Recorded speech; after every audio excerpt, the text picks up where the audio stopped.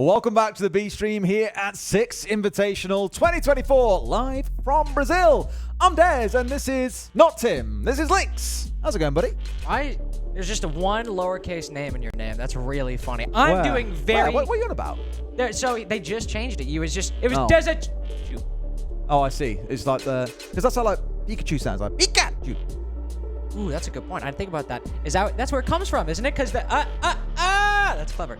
Anyway, we have. I'm glad you've realised this after a couple of years now of really working alongside one another. Reading's hard. But anyway, we have a very exciting game coming up, specifically because of, well, two things. One, Bleed's, I don't want to say overperformance, but, Bleed's very solid performance, and M80 having a rough time so far. Of course, take a look at the schedule. We have had quite a few barn burners on this stream. Even the DZ Fear X game, Des. Oh, man. DZ just barely clinching map number 1. I cast it earlier on with Stokes, 8-6 on first map. They're up 3-1 at one point. Fear X where it was a really, really good series. Just a shame the second game didn't quite go anywhere near according to plan for Fear X. But yes, this game coming up in a moment, Bleed versus M80.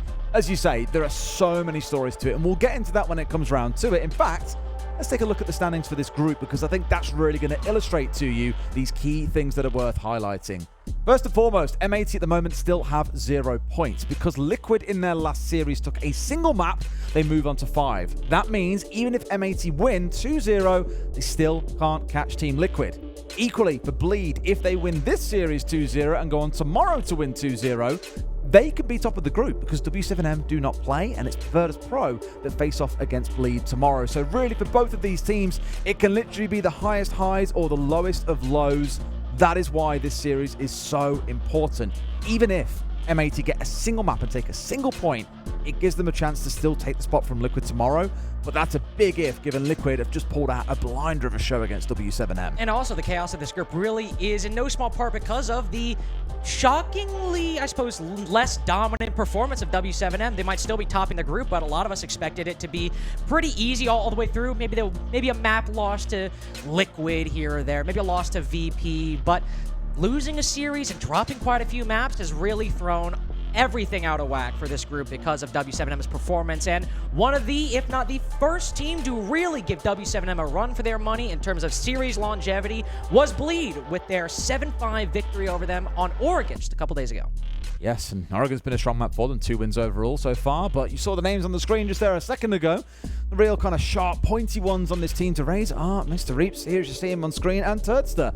The only 2 players that currently stand positive on KD, but don't let that fool you. Mentalist has had a brilliant game. Hoven was on 15 plus kills in one of the maps the other day as well. There is still tons of potential in the other 3 players, and if you're going to deliver, it's probably going to be against the team that's at the bottom of the group. It has to be, and especially because when Bleed were in Atlanta, this was the first team they ended up beating to start their very shocking run in the Swiss stage, was M80 on bank in regulation, if I recall correctly. And M80's struggles, they were present in Copenhagen when they went out 1-3. They were present in Atlanta when they went down 0-3 in the groups to be eliminated. And here at SI24, the team that we continuously hoist lofty expectations upon because of the potential this roster seems to have, not only with Spoit, the biggest name, but the Brazilian duo, Gomez and Diaz Lucas, bringing in Yaga, the highest rated player in the NAL when he was on OXG in Stage 2. Despite all of that, something is not clicking, and at every international event this year, it has always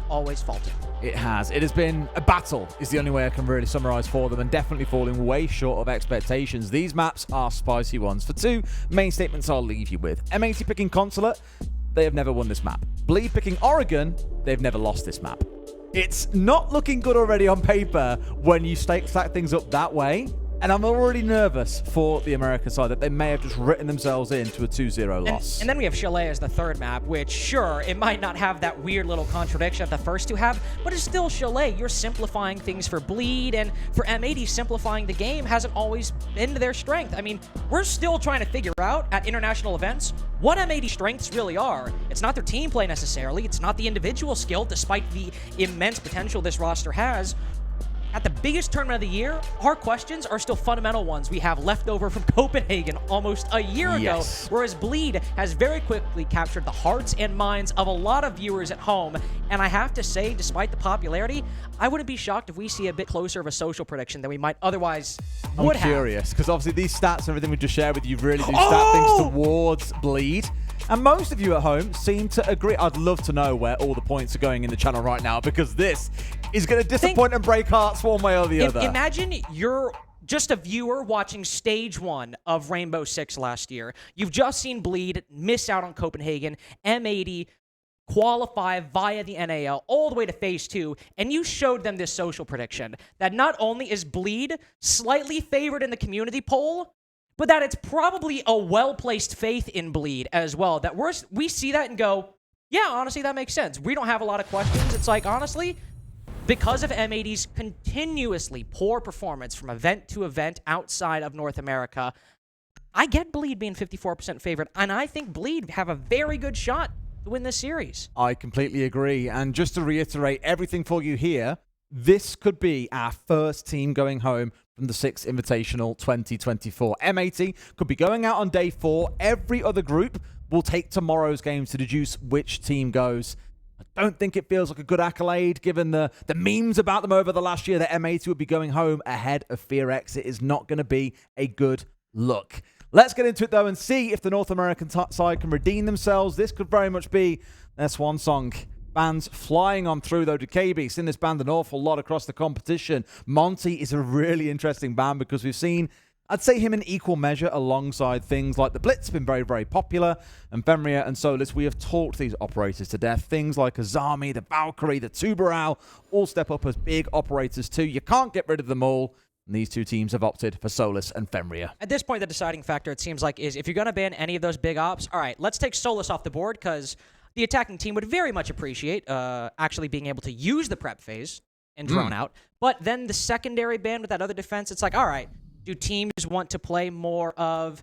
If they're playing a very small map like Consulate is, they probably want to ban the Fenrir, where so many doorways and tight hallways. If you walk into an F-Knot that you weren't able to clear earlier, it could completely throw off your entire take. But if you have a wider open map, or one where holding specific portions of the map are very, very important, teams might instead focus on the Azami to take down, which Azami, again, very powerful here, but on maps like Bank, like Chalet, where those extensions are really, really strong, you might focus on that instead of the Fenrir, where wider open spaces make it a bit easier to deal with those F-Knots. Alrighty, well, here we go. Round 1 is underway. And as you say, we get some interaction from the attackers. I feel like Solus can be very, very anti-siege in many ways. Does stop the attackers really interacting during that prep phase. But here, things are relatively undisturbed and can get themselves moving. The comp coming out of Bleed does feel very old school, air quotes. Not really seeing the Azami, for example, that many teams have employed to help hold out towards the break room on the right-hand side of this map, which makes holding the central hallway all that much easier.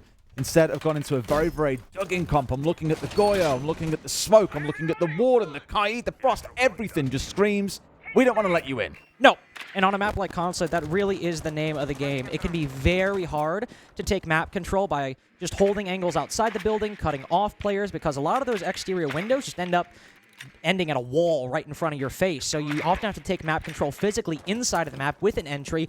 Like Spoit, you would hope, if he wants to channel some of those big moments of his career, moving actually through the map to secure forward positions for M80. But if Bleed, who, guys, I don't know if you know this, they have a bit of an aggressive tendency, specifically on the defense. A team from APAC? I know. No. A team with Reaps 96 who plays on 3,200 DPI? Surely not. Does he really? Yeah, something like that. But if Bleed decide to even just hold a bit of control, not necessarily take gunfights, but if Hoven wants to hold top Visa for, I don't know, half the round or so, you could end up having those Vulcan packs, those toxic canisters, burn the rest of M80's time away from them.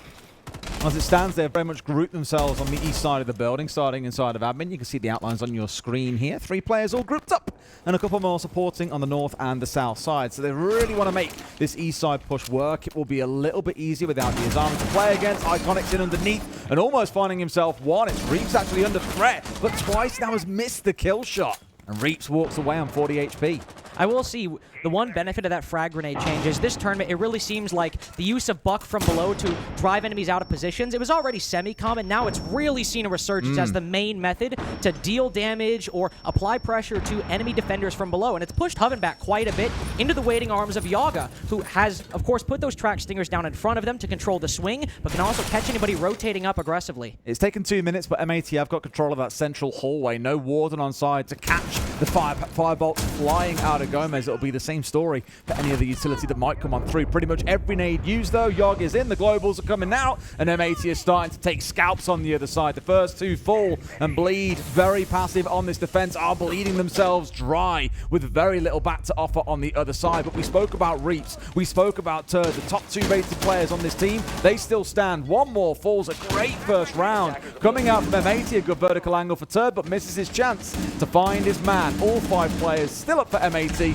and it feels like it's going to be a round close. Oh yeah, I mean, unless Mentalist can somehow channel all of that Oregon against W7M in this one particular round, a 1v5 is in all likelihood not going to happen. He's got intel on one player, might be able to turn this into a 1v3, but no, that's not going to happen. I have to say, one of the strongest M80 rounds we've probably seen at this tournament, because the game plan is, all right, we've identified players holding forward positions, one holding top Visa, one holding the long desk on top Spiral. If we can send someone up those Spiral stairs, we'll also have Spoit applying pressure from the front. If they rotate back, you both can swing. If they try to get aggressive, Yaga can cut them off, and maybe Spoit can get his trade. It's a very good first step, push them back. Second step, pinch them. And a very, very well thought out take there, especially when you consider that added dimension of Iconic down below on that Buck, adding a whole different bout of pressure underneath. In a game where we're really worried M80 might go home at the end of it, you want to see that kind of very strong, well-thought-out round to start. That's exactly what we were delivered. I was curious to go and dig into the stat check, because I swear I remember it was Stokes earlier saying that on this map, the top floor is terrible for defenders. It is indeed. Coming into this game, 33% defensive win rate. Truthfully, I don't think the numbers really kind of lay out how that round went through. M80 was slow and composed, but got the job done at the very end. My only real complaint towards Bleed was they gave up so much ground for free. Great Wall, for example, was electrified. They had shields down in the central hallway, but really brought nothing to actually protect it and made no effort to stall and drag the round out any further. So it was very much in M80's hands to dictate the pace, what happened where, what engagements were taken. And Bleed were more onlookers than active participants, but I think that might change in this round. Seeing this army on side that I called for last time round will mean getting more active and around more dynamic defenses throughout the map. Not only that, but you also have the introduction of the Mute and the Mozzie in this round, so delaying the ability for M80 to find intel and actually push those players back that are holding positions right up at the forefront of the attack. This should be a much better contest between the two, because as before, it was all focused on making sure M80 couldn't get walls. If they take too long to execute, you have the smokes, you have the Vulcans, but if M80 win the round in the early to mid game, then all that utility isn't going to come into play. Now, they've reallocated their resources to the front end of the round, of course at the cost of the breach, as M80 now have very quickly opened up that garage wall. Iconic just sending his way on in. DS Lucas is the one that finds the first kill of this round. Hoven still trying to hold out as Mentalist, his teammate, falls Iconic soon after. He's walking in through hallways, literally the back of sight, and Hoven's going to go down at the back of sight too. It's all crumbling around them. That 60 seconds in, you've got M80 flooding in towards the site, and Bleed, half the players are simply nowhere to be seen. Stepping around for one more, a great flick from DS onto Reaps, and this is going to be another strong round, even stronger, you would argue, as it's a flawless coming out. And Bleed simply have not got out the starting gates yet. M80, that round was twice as quick and twice as lethal. And I'm sitting here thinking, where has this M80 been the whole tournament? Like, where has this been not only able to get decisive victories, but to have a really slow, methodical, calm take in round one? Push those Bleed players back, pinch them, win the round off of it. Round two, complete change of pace. Open up the garage wall. Have Iconic flood down spiral stairs once they find a gap. Have DS Lucas applying pressure on the front side as well. So Bleeder and the defenders in sight are left to wonder, where the hell is even this bit of action coming from? Where am I even supposed to play and contest what's going on? M80 completely changed the pace in round two and results in two very solid round wins, showing completely different play styles from the attack. We've had some super weird maps this tournament. Like, overall, of course, the sentiment and the evidence suggests that we are in a very defender-sided meta. Some maps, I think it was Sky and Club, pushing over 70% on a defender win rate right now. It's the craziest we have ever seen. But some maps you come into it, and you just see an absolute stomp from the attacking side. And it's not always down to one team is just light years better than the other in terms of overall standing. They're actually quite comparable to one another. Ultimately, these are the 20 best teams in the world. It just looks strange when either the defenders are a little bit asleep or the attackers are really on it on the day. And I think you're seeing both of those things come into light in this game. M80 have come out, they're playing as a team, their timing is looking good. The Bleed are not putting up a fight. They're letting M80 take ground without any kind of cost. I think if we see a similar dominant round from M80, we're going to have a tactical timeout for Bleed because in 2 rounds so far, sure, round 1 wasn't a flawless. Mentalist got a kill, but he got that kill once the round was already a 1v5. It was basically as flawless as you could get. Bleed have not... Saying they struggled to gain ground would honestly be an understatement. It doesn't even seem like they have ground half the time. It's just M80's waiting to be taken. Here we see them go back to the top floor, and there is that buck presence again from M80 that started that push to begin with. Also, Yaga going back on the gridlock. So they have options to return to that style of play, but if they want to go faster like they did in round 2, maybe we'll see some Amaru action from Gomez flying into CEO once they have the necessary control. But with Iconic down below, you know that Skeleton Key is going to cause issues for Bleed at some point in this round. I've been watching the top down of Bleed for a while now, and the players have barely moved their feet. All we've really seen is Turster move from the main hallway back in towards sites itself. He's playing on the Valkyrie, but of course the Black Eye's now being brought along. One still in back pocket, which is interesting. And I'm thinking that information doesn't really feel like it's the problem, boys. I'm not going to lie to you. It's more being able to put up active resistance against M80. Because Spoit has walked his way all the way up yellow, for example, and just taken large parts of the map like, are they going to push me? Are they just going to stand still? And the answer for the most part has been, yeah, we are going to stand still. Now at the top of Spiral, just domes Aspie. That's the boy we remember. Can't quite find the second. Mentalist into another. Doesn't respect the trade coming in from Gomez, and elsewhere, Yoga's cleaning up too. It's just all falling again in the favor of M80. Reap's bringing one back. The top 2 rated players for this team left in a 2 versus 3. Turster goes down. Brilliant flash play coming out from M80. And they are bowling over the Apex side right now. Reap's with it all to do. Reap's got to walk back up as DS Lucas is putting the bomb down. Gomez, the only one who might be an easy pickup for Reaps, depending on what he finds. He's got that Toxic Canister, maybe to allow himself back in the side. What am I even saying? It's an M80 round through and through. 3-0 right now on Consulate attack. And again, you see them playing on that top floor, and you're expecting, okay, you got trounced round 1. Maybe we'll see some changes. Maybe the introduction of the Azami, maybe a couple different operators to get a bit more active. And no, it's pretty much the same setup we saw before. All the players holding the exact same positions. M80 droning out and are like, really, guys? We're not tweaking anything, really? Nope. All right, well, we won't even give you the respect we did in round 1. We'll just flood in from Spiral Stairs into the site while we're communicating, playing trades, so on and so forth. And the trades don't even matter because it's a 4v2 about 5 seconds into when M80 give the call. Truthfully, Lynx, I need to fess up. I didn't give you the full truth in the pregame. Yes, I was correct in saying that M80 have never won this map. But what I didn't tell you is they only played it once. And that was against DZ back in Atlanta. I casted that game. Yeah, exactly. You remembered it. It was 7-5 to DZ back then. Either way, that does suggest it has very much been outside their wheelhouse. It's not been a map that they've enjoyed stepping into, whereas Bleed beat Cyclops twice in Atlanta and then lost 7-2 to SSG. So able to be a hometown, or sorry, home region, I guess you could call the team, but not quite able to do so on the international stage. And really what I think you're seeing here is M80 saying that one map, right off. Bleed showing that weakness that maybe we saw against SSG. And again, if we're going to see M80 at their most confident, their most comfortable at any point in this series, you would hope it would be map number 1, their map pick of Consulate. So seeing this here, it's exactly what we hope for. They're coming out of the gate strong on a map that they feel extremely prepped on. And now it's Bleed after that tactical timeout. Just talk things over, calm down, rethink, retool, and re-up for round 4. We're going all the way down to the basement again. They don't want to try out that CEO bomb site a third time. Definitely stuck a bit to the trend of it being very poor for the defense so far, but I want to see what they end up holding. Are we going to see 4 and 5 players on the bottom floor? The Azami playing very passively, players afraid to take gunfights and just being run over by M80? Or are we going to see players instead try to get a bit more in the face of the attack up top? Well, that's what I think the game plan was, because you saw an Asfi out on the roam. He was up on top floor, for example, and I was like, good, you're getting off site, you're looking to cause a bit of trouble.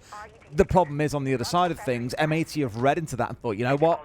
What are they probably going to be talking about here? They've been really passive. They've not challenged us anywhere on the map. Chances are they want to get out in the map and challenge us. How can we deal with that? Let's bring the Jackal, deal with the Roamers, and Spoit jumps straight onto that. So it's a good read from M80, I think, about the changes they anticipate seeing in the round, even without seeing these players off about around the map.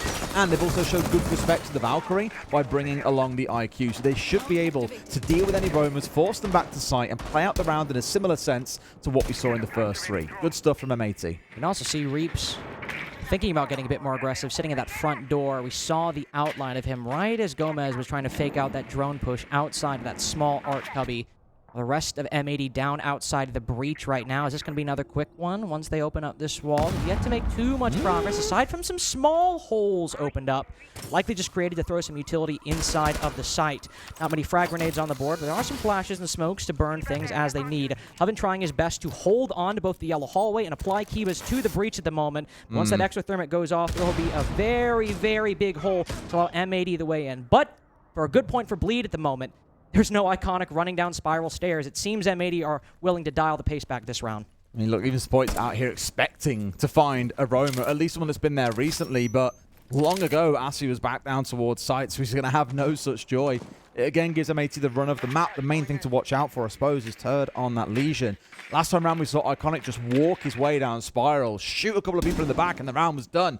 Here, it won't be so simple when there's goo mines to impede you and that information being fed across the team. In fact, there we go.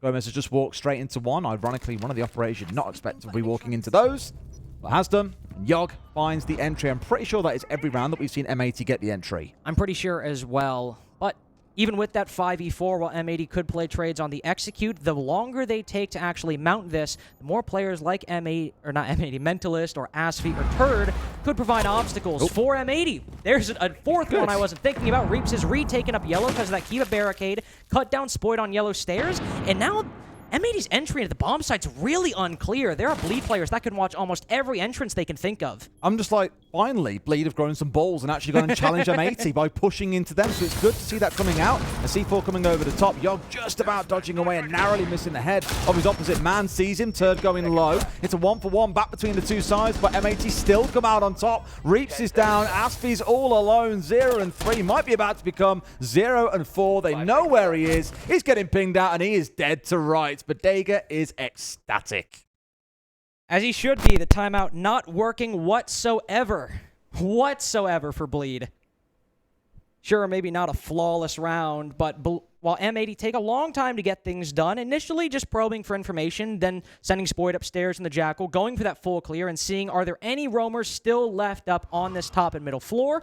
They go for some soft destruction, and then with low time remaining, Yaga says, all right, I've taken down somebody close. We know Reaps has got aggressive on yellow stairs. That means there's probably one player inside of the site and maybe two on the backside. So let's flood all the way down through that back while Yaga, sit on the breach and catch anybody trying to rotate or who's displaced by those oncoming attackers. And if the gunfights go M80's way, which they end up doing, they have cleared out the entirety of the back of the bomb site and have only the remaining defenders stuck between the breach and the back to deal with.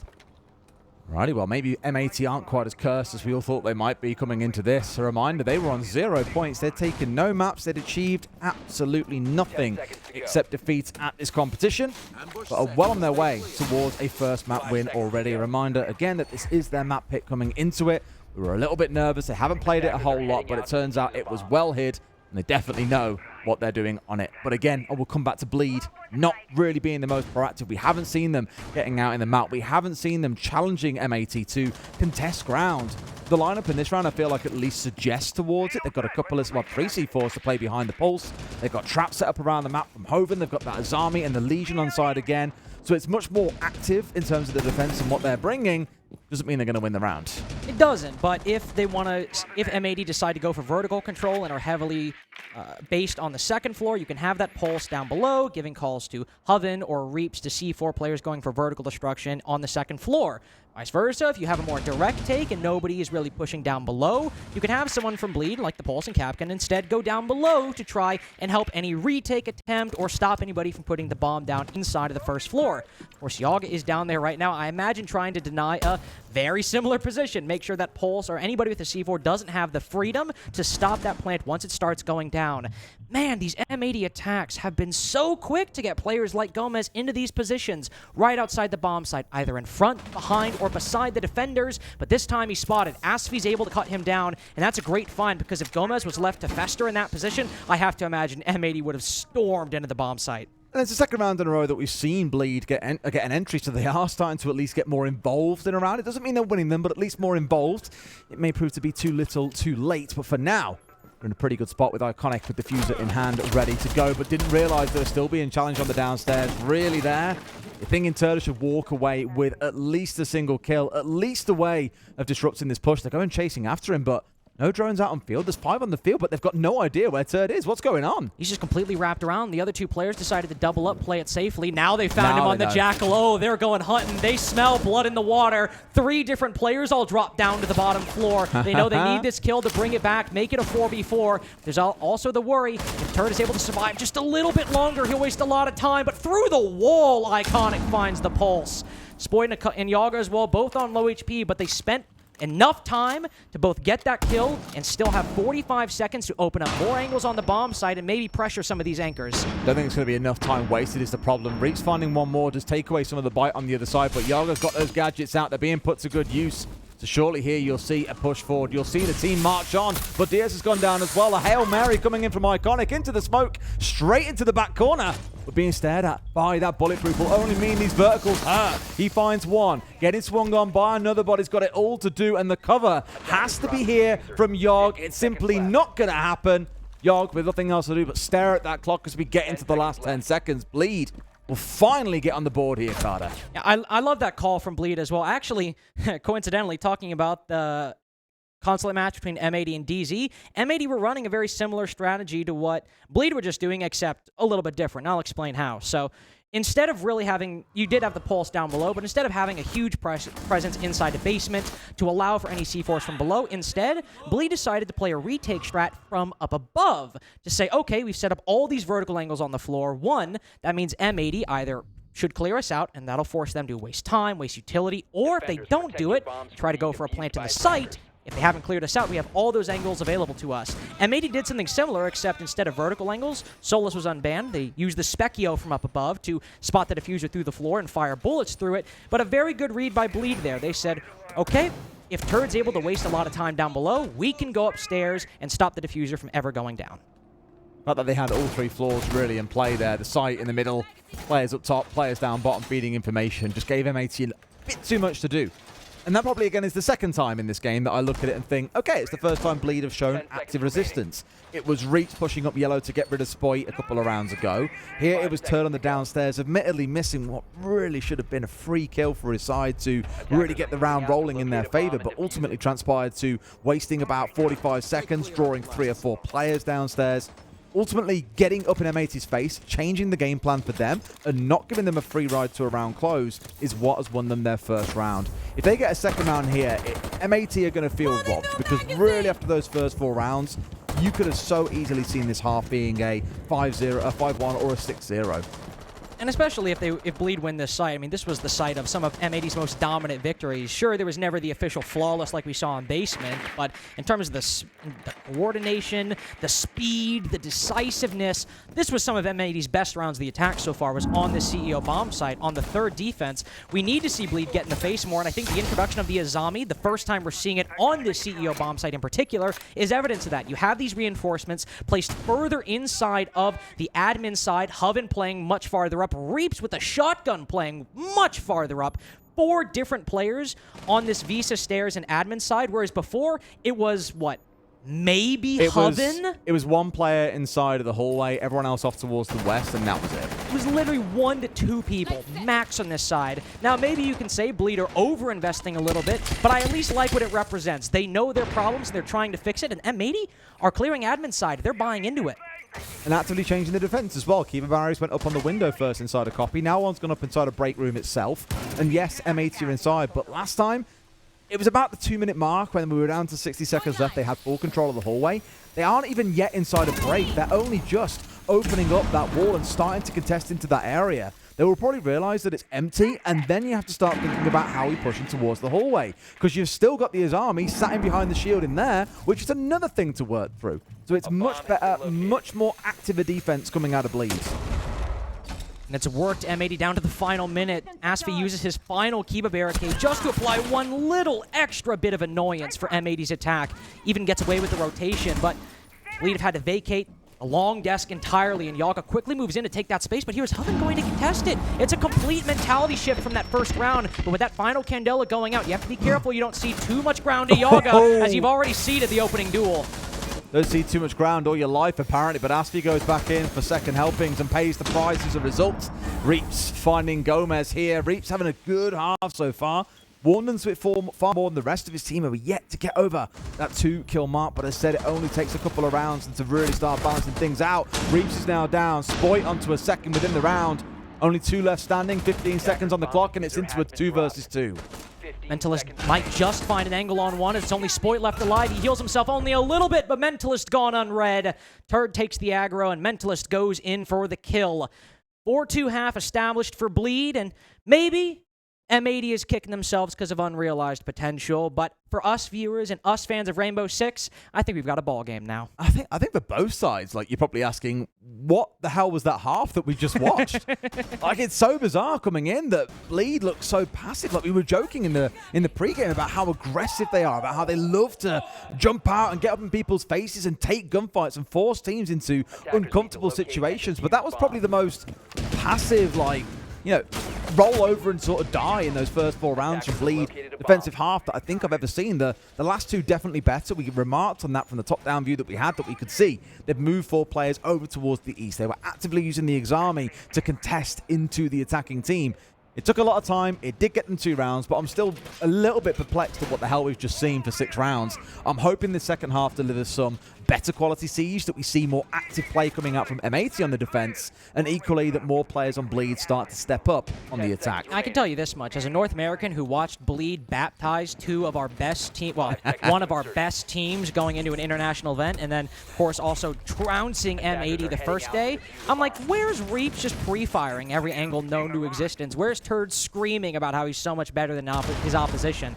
Maybe now that the side is swapped, even though it's a defender-sided tournament, maybe we'll see Bleed start to pick up that pace and learn some of the lessons of their final defensive round and apply it to their attacking side. A lot of very useful bits of utility they have, specifically those Bs. If you're worried about anybody from M80 doing to you what you just did to them in that last round, getting a B on a close angle, maybe against a shotgun opponent, or just flooding a hallway or the bomb site, you can really make M80 defenders uncomfortable with what that operator can bring. But M80, they might avoid them entirely. Look at this setup. Gomez opening up holes from up above, similar to how Bleed did on the first floor bomb site, playing retake on the second. Here, take that entire setup, move everything down a floor, because now M80 can look down into the basement itself, and depending if Bleed decide to execute inside a garage, they've got angles to shut it down.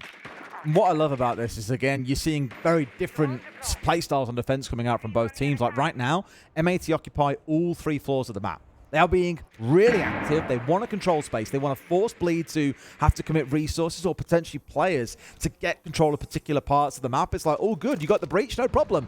We've got every other room. You can't execute while we've got this vertical control here. You're going to have to come and fight us or risk it. You've got no smokes to play behind, so things look a little bit dicey for Bleed. You've got to the kind of like, you can see the end goal, but you're not yet allowed to step across it. We also see a huge rotation from Bleed, a reinvestment over on the tellers and the server side, because not only do we have Hoven lurking down, we've got 4 to 5 different players on the side of the map. Everyone from Bleed either droning in this location or actively taking control, so Hoven moving down the Visa stairs. How will M80 react? It seems Gomez, who has dropped down below, all the way down to that bottom floor. Hoven's concerned about somebody coming from the back, while Gomez has retreated. Bleed, seeing the rotation from M80, I'm getting concerned that they're running out of time to get something. Aspie now down on the floor. DS Lucas finding one. Spoit eyeing a second. Leader now far too spread thin. Not knowing where to execute or where to get these kills. The right idea is there's one spiral stairs. Almost runs into all that. Get caught reloading as well. Iconic has timed it to perfection and gets away with an absolute freebie. 2 players left for Bleed. One thing I was going to remark on when I saw it happen, the Mozzie that captured one of those drones in mid-round, that was the first drone that had died all round for Bleed, which you might look at and go, wow, they keep all their drones alive. Yeah, by not using them. I can't imagine they were really invested in hunting down these players of M80 that were scattered around the map. And again, that lethargic nature we saw in defense, I feel, has come across to the defense here. They're being shot from angles they aren't expecting. There's no drones going in to feed the players that are trying to march forward. And for M80, they haven't had to get out of first gear yet. This looks far too comfortable. I think the picture can be painted thus. There are 2 players who have 5 kills. One of them was Reaps, the other was Mentalist. Everyone else is struggling on the scoreboard. And I think this is one of those cases where the backline player is meeting and facing a lot of the action because these frontline players either are pushing very slowly, losing their gunfights. Could be any number of factors. But the Bleed we know, the Bleed we love, is not present at the moment. One issue I've seen in teams like SSG or D plus Kia is spending 8 drones and getting nothing from them. So they only have 2 in the late round.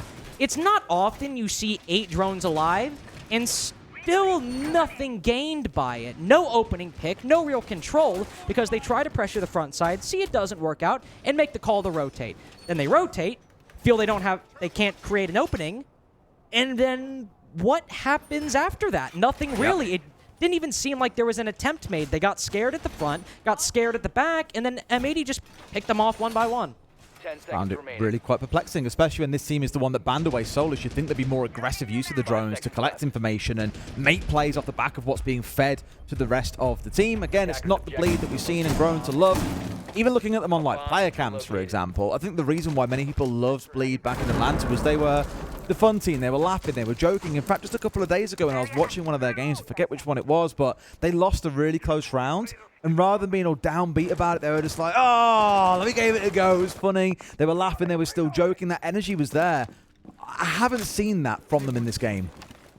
I haven't either, and maybe it's one of those cases where, with how brutal those opening first 4 rounds were for Bleed, maybe after that the mental needs a lot of time to recover. One time that, especially after you've taken your attack pause, you can't often give yourself that time to recover because you have to play the game. Here, at least, Bleed have tried to open things up. C4 goes out, and I believe that takes off. Yep, takes the second Selma charge, so Mentalist will have to use another one to fully open up that hole. You have split bomb site, the Tellers and Archives defense.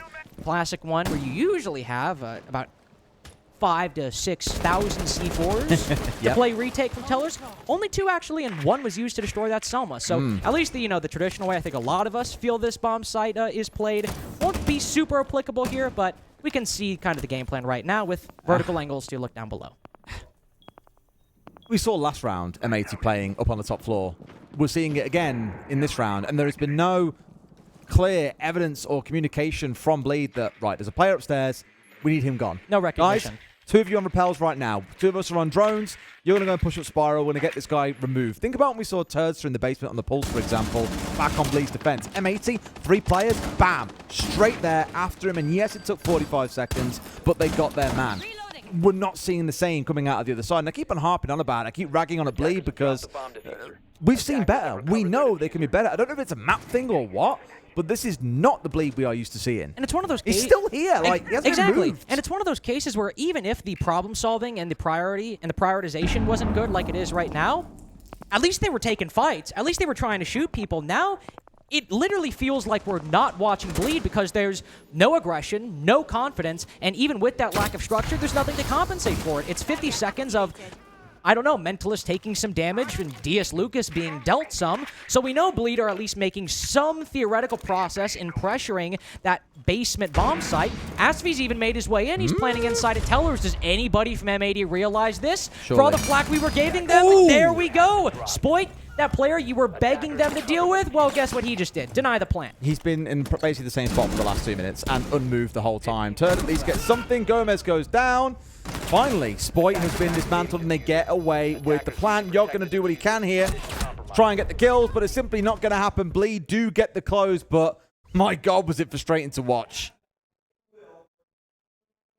It's one of those 4v1. It's one of those 4v1 rounds or very strong wins where I'm like, yeah, but it didn't feel like a win. Yeah, how much did you really earn that from your play? You won the gunfights. I'll give you that. And you also recognize that you might be able to get away with the plant and tellers. Those are certainly positives in Bleed's column, and I will not take that away from them. But one of those plants was stopped by a guy who was growing moss from the amount of time he was sitting inside of admin, waiting for you to plant in the very position you ended up attempting a plant. So I'll give credit where credit's due. Bleed, you recognized a priority, and while you did end up dropping a body to Spoit because of the advantage you gained, we saw, I believe, Mentalist quickly realize what was going on, run up the stairs, take him down, round done after that. But still, it was M80's game through and through until some very sudden changes of pace got Bleed the round in the end. So while there were some positives, you need to see more. We need to see more than that. We do. Coming into round 9, this is the round that me and Tim always talk about in our broadcast. It's that deciding round for me to where the pendulum is going to swing. If M80 win it, they go up to 6-3. They've got 3 bites of the cherry. They can play 3 different sites to get that one round they need to close the map out. That's a lot of breathing room. If Bleed win it, we're at 5-4. You've got a 1-round advantage, and suddenly the momentum shifts massively towards Bleed.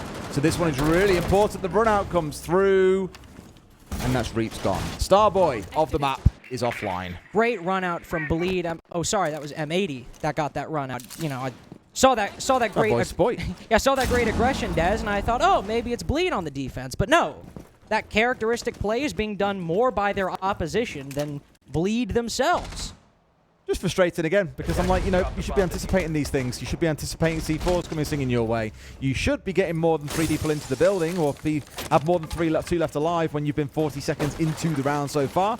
Not even going to get a chance to use the Candelas at this rate. They had so much gadgetry on side. The E1Ds were there for Reaps, but players have just been removed, and it seems like no bother at all to M80. And I would be very surprised if they don't just cruise onto a map win in the next round. Des, if I took away all the player names and the team names and I told you one of these teams beat Liquid and one of these teams doesn't have a win, which one would you say was which? You would absolutely invert it based on the play today, Carter. Yeah, you'd think M80, with the confidence they have the wind in their sails, but nope. Instead, it's Bleed, who are not last in this group, playing like they have everything to lose. Oven will use 2 of those Candelas, but there's nothing gained off of it. Just trying to force M80 out of position. Maybe bait a kill. I understand it in this particular spot. If you go charging on in, they can just play the trades and win the round. So I don't envy Hoven or Turret's position in this particular instance. I don't think they're necessarily doing anything incorrectly. It's just the damage is done by the very confident play from M80 early on. Hoven, who's still sitting on this rappel. Maybe you'll join Turret on yellow stairs and try and find an honorable death in round 9. They're doing their best, but I'm with you.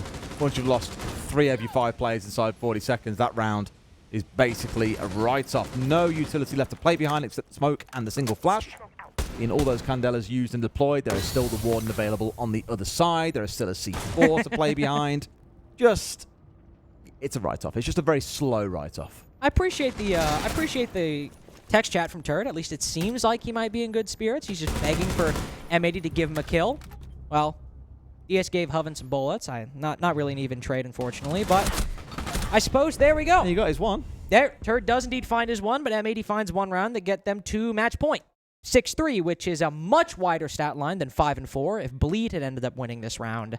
And Turret just saying thanks. Thanks, Yogg Dog. Shout out to Yaga. But, I mean, without attack timeout at this point, Bleed are going to have to figure out their issues entirely in this round. And we've done a lot of ragging on Bleed. And I think fairly so. No, I'm not saying unfairly. I think it's perfectly fair. But you know what? I'm going to take the entirety of this just to give credit to M80. Because they have not won a single map. SI-24. They didn't win a single series in Atlanta. They only won 1 in Copenhagen. And what is happening? They are playing this map, their choice of consulate, like they have every reason to win this tournament. Like, they have every reason to top this group, make it far. They're playing like winners. They're playing like confident players. And what do confident players do? They go for runouts if they feel they're well informed. They see someone on rappel and they say, hey, you got a C4, I've got intel, why don't we, you know, meet up and make something happen out of this? That's exactly what M80 are doing. They're doing it successfully. And we were talking about what might happen if Bleed win 2-0. If Bleed keep playing like this, I'll be shocked if they get next map. I'm completely with you.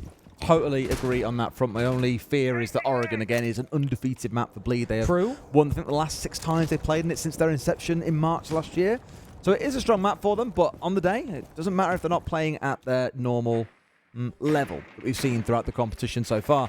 And yes, all the praise for M80, but for me, if you haven't really got an opponent to play against, you can look like a world champion just by doing the most basic things of getting in and shooting people. So we'll see how this round closes out, but I'm pretty sure we all have an expectation, and I'll be shocked. I'll tell you what I can't wait to see, the chat prediction or the social prediction after this game going into map 2, what the swing is, because there were 54% going for Bleed with this one. Yeah, I would not be shocked if after this we see maybe even M80 pushing into the 60 percentages, up from 46 up into maybe like 62, something like that. Not a mathematician, but I can tell you just from the eye test and vibes, M80 have my vote for map 2, even if it's a close affair. Hoven made his way into the building. Reaps as well, to their credit, very, very quickly. Again, a scattered push at the moment. They found intel on Yaga, and we think to ourselves, okay, found a player. He's going to be running around now, but you at least have an idea, and you pushed him down below. So maybe you can't pinch him, but now all 5 players back on the bomb site for M80. So now middle floor, the top floor, it's free for the taking for Bleed, and they still have 7 drones, and there you go. They recognize the opportunity. Reaps will now start getting in a position to use this skeleton key. Sure, he's taking a lot of damage, Dez, but we're at least making progress in good time. We are, and the key thing here is they've got the vertical control. That wasn't in their hands last time, if you remember. They basically seeded the entire map to M80 and were like, oh, we've got 10 drones left. What do we do? Now the vertical control is gone because the book has been taken out, so now it's kind of back to not so much square one, but it means moving a player or 2 into his place, and immediately it's going to be Asfi and Hoven stepping in towards the spot. Of course, got the ITA in the back pocket of the Jackal as well to take over the responsibilities of the Buck. Admittedly not quite as good, but can still do as many things as required. We're into that last 60 seconds, though, and not seeing too much significant movement yet. No, and with a 5v4, M80 fully holding the bomb site, DS Lucas might still have Evil Eyes. Iconic doesn't have any more Kibas, but... You just turn around there like, are they here? Like, hello? like, where are these guys coming from? And at this point, M80 just need to wait. Whether Bleed flood in from yellow or even get that opportunity, M80 are doming them across the entire bomb side at this point. Dez, I have a feeling this is going M80's way in the next 30. It feels like it. At least Hoven finding himself put onto his backside as well. Really thought they'd find the Maestro there for a second, but Diaz remains completely healthy for now. Asfi playing on the upstairs has got the right sort of idea, but it's about the step forward. We really need, or he needs, those defenders to come forward so we can find them, because as it stands, he's got no way of seeing them. It's a great shot from the back by Mentalist at the very least. They should be able to get the Jackal up as well. It's all on Mentalist and all on Hoven to push in here, and Gomez is ready for the drop. He's just waiting. He's got a goo mine kill onto Hoven, of all things. And in one fell swoop, M80 take their pick and barely break a sweat. Wow. If that was a way to re-inspire confidence in this M80 squad, that they might just have a shot at making it to our bracket stage, man, I don't know if you could have concocted something better aside from just a straight-up 7-0. I am totally with you. The thing is... You remind me of Tim. You're very optimistic. I can understand about M80. It'd be great to see them playing well. Like, you know, Sport is one of my favorite players. I love seeing these guys when they play well. The problem is that hasn't really been the thing. And even though you're looking at this and going, well, they've just won 7-3 days, they've just played really well. They have, but like I said during the game, they've done the basics. There wasn't really an opponent there for them to fight against, because for half of it, Bleed just were not present. A lot of the fundamentals were missing. They were giving up vertical control and never challenging Spoit for 2 minutes, despite him being sat there the entire time. The irony is, they won that round. I can't see any rhyme or reason to why Bleed are playing the way they do on a map that they've picked going into it. And M80, I feel really harsh in saying this, I don't want to put praise on them for beating an opponent that is not playing Siege the way that it should be played right now. They do not look like a team that deserves to be at SI. Not M80, Bleed, this is what I'm talking about. If they play like that again, they deserve to be under threat tomorrow. I mean, to be fair, we have Oregon coming up, which, as you talked about, they're flawless, right? They are, haven't lost on it.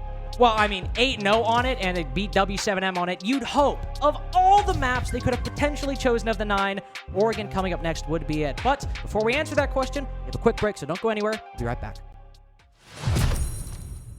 Cost them a little bit, so this time get that a little bit smoother, get that wall cleared off, and don't burn too much utility on it.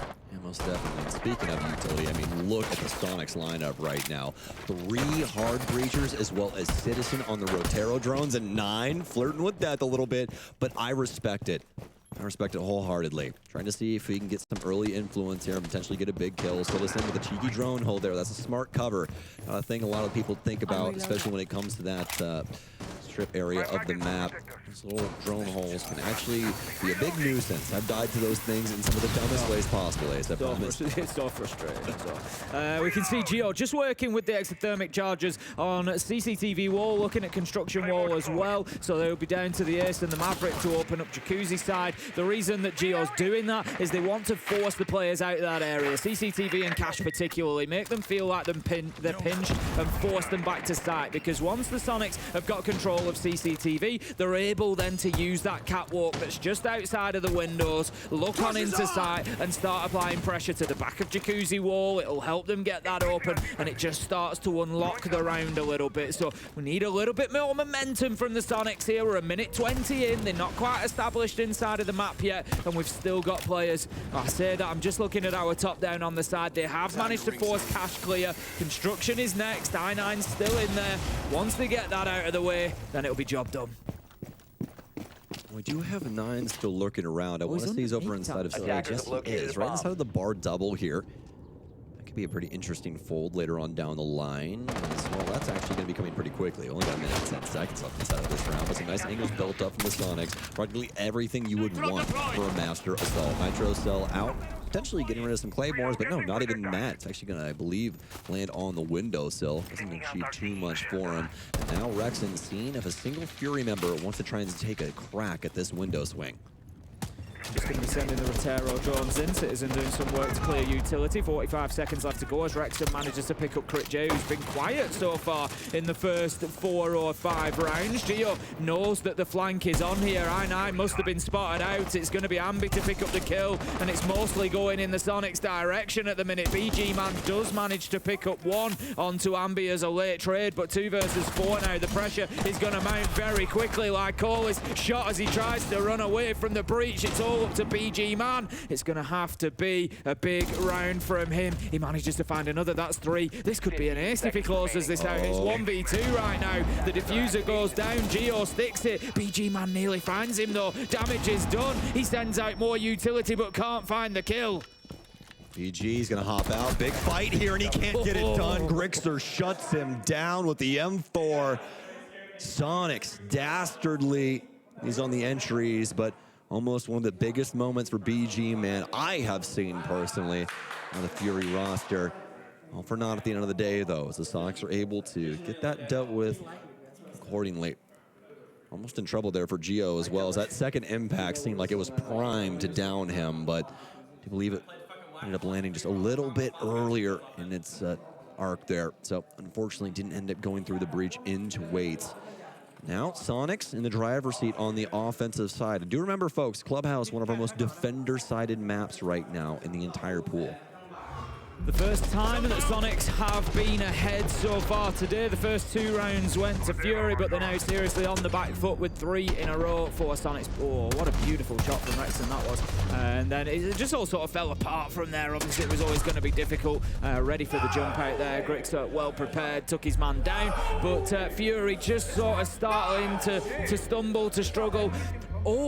Everything they're trying to do away from site just isn't really working anymore. They were forced out of Cash and CCTV quite quickly then. I9 tries to come up on the flank. Ambi's there ready and waiting for it. Gets him shut down. So Sonics basically just had the run of it. They had him corralled back into site very, very quickly. And it was sort of similar on the previous round as well. The extension on the top floor. I9 got picked up on the cap can, taken down. The Sonics are going in. They're using the drones well. They're recognizing what Fury are doing. They're pushing them quick. quickly and they're closing them down, and they're just removing any sort of extension that they're trying to make to these defenses very, very quickly. So it's leaving Fury playing in such a small portion of the map, and it's really impressive stuff from the Sonics over the last couple of rounds. Yeah, absolutely. Once the Sonics get set up, they seem indomitable, and Fury really hasn't had anything to be able to try and change that fade up. So we'll see if there's some potential in this last round of their defense. But I totally agree with you, especially from Nine's perspective. He really hasn't been able to achieve too much on these roams. It's constantly been Sonics setting things up and awaiting his arrival, and more than likely slaying him in the process.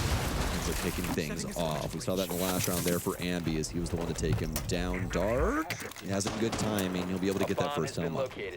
Yeah, they're going to have to make sure that they deal with that Ambi out here on the warehouse catwalk stairs, garage stairs, sorry. If they go for it now, it's going to be so easy. They have absolutely no idea. Even with the default cam up, they don't know. Stokes, Ambi gets an absolute freebie. It will open up CCTV as well. Likely force them back out of cash, which has already happened. They've given that up. And I9's playing in the same position as he was before, down on stage. The flank didn't work last time. It's not likely to work this time. One difference, though. He is pulsed this time, and that is a very key thing, as well as they have killed citizens. So game plan here working swimmingly, I would say. I do like the difference maker there, because I definitely agree with you, but with the cardiac sensor being there now and being able to read things out, oh my gosh, crits. Nine just called this man on the balcony. What are we making this rotation for? We just give him the 3 versus 3.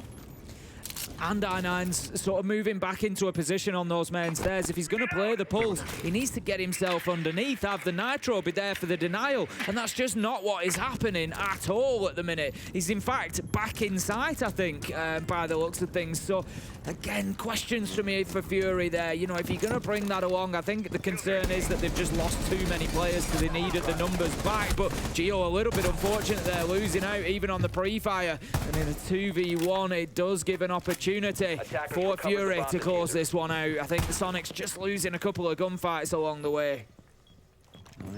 No cardiac sensor out, and actually he's got the pistol.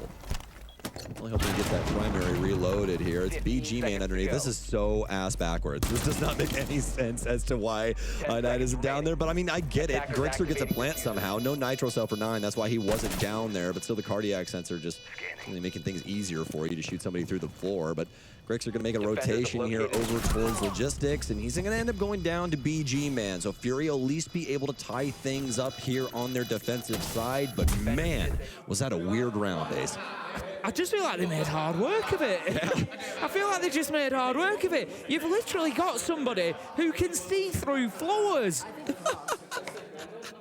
Pulse can see through the floor. He literally can cheat. He can literally wall hack, He can just go downstairs, and the trouble for, you know, the reason Grixer was able to get that diffuser down was that he didn't have the information to know where it was going down. There's 2 ways of this. I9 could go downstairs and see for himself. I9 was on the other side of the wall, can hear the diffuser being planted, so he knows he's not being pushed. He even could have just pulled the cardiac sensor out and pinged for him to say this is where he is, so he could shoot through the floor. So Fury, yes, getting the job done. Good on them. Well done.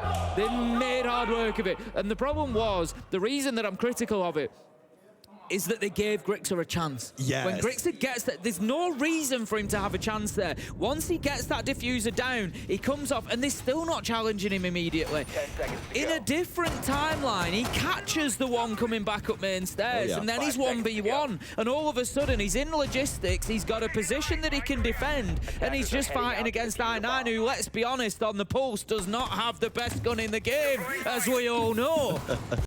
It was just such an unnecessary chance to give the Sonics. Hey-ho, the round is done. They got it. It's 3-3. Sonics go on to defense. Fury, you're going to have to show us something on the attack, though. Let's see it. What's this lineup looking like here? Well, we got a lot of firepower when it comes to the rifles we're bringing here.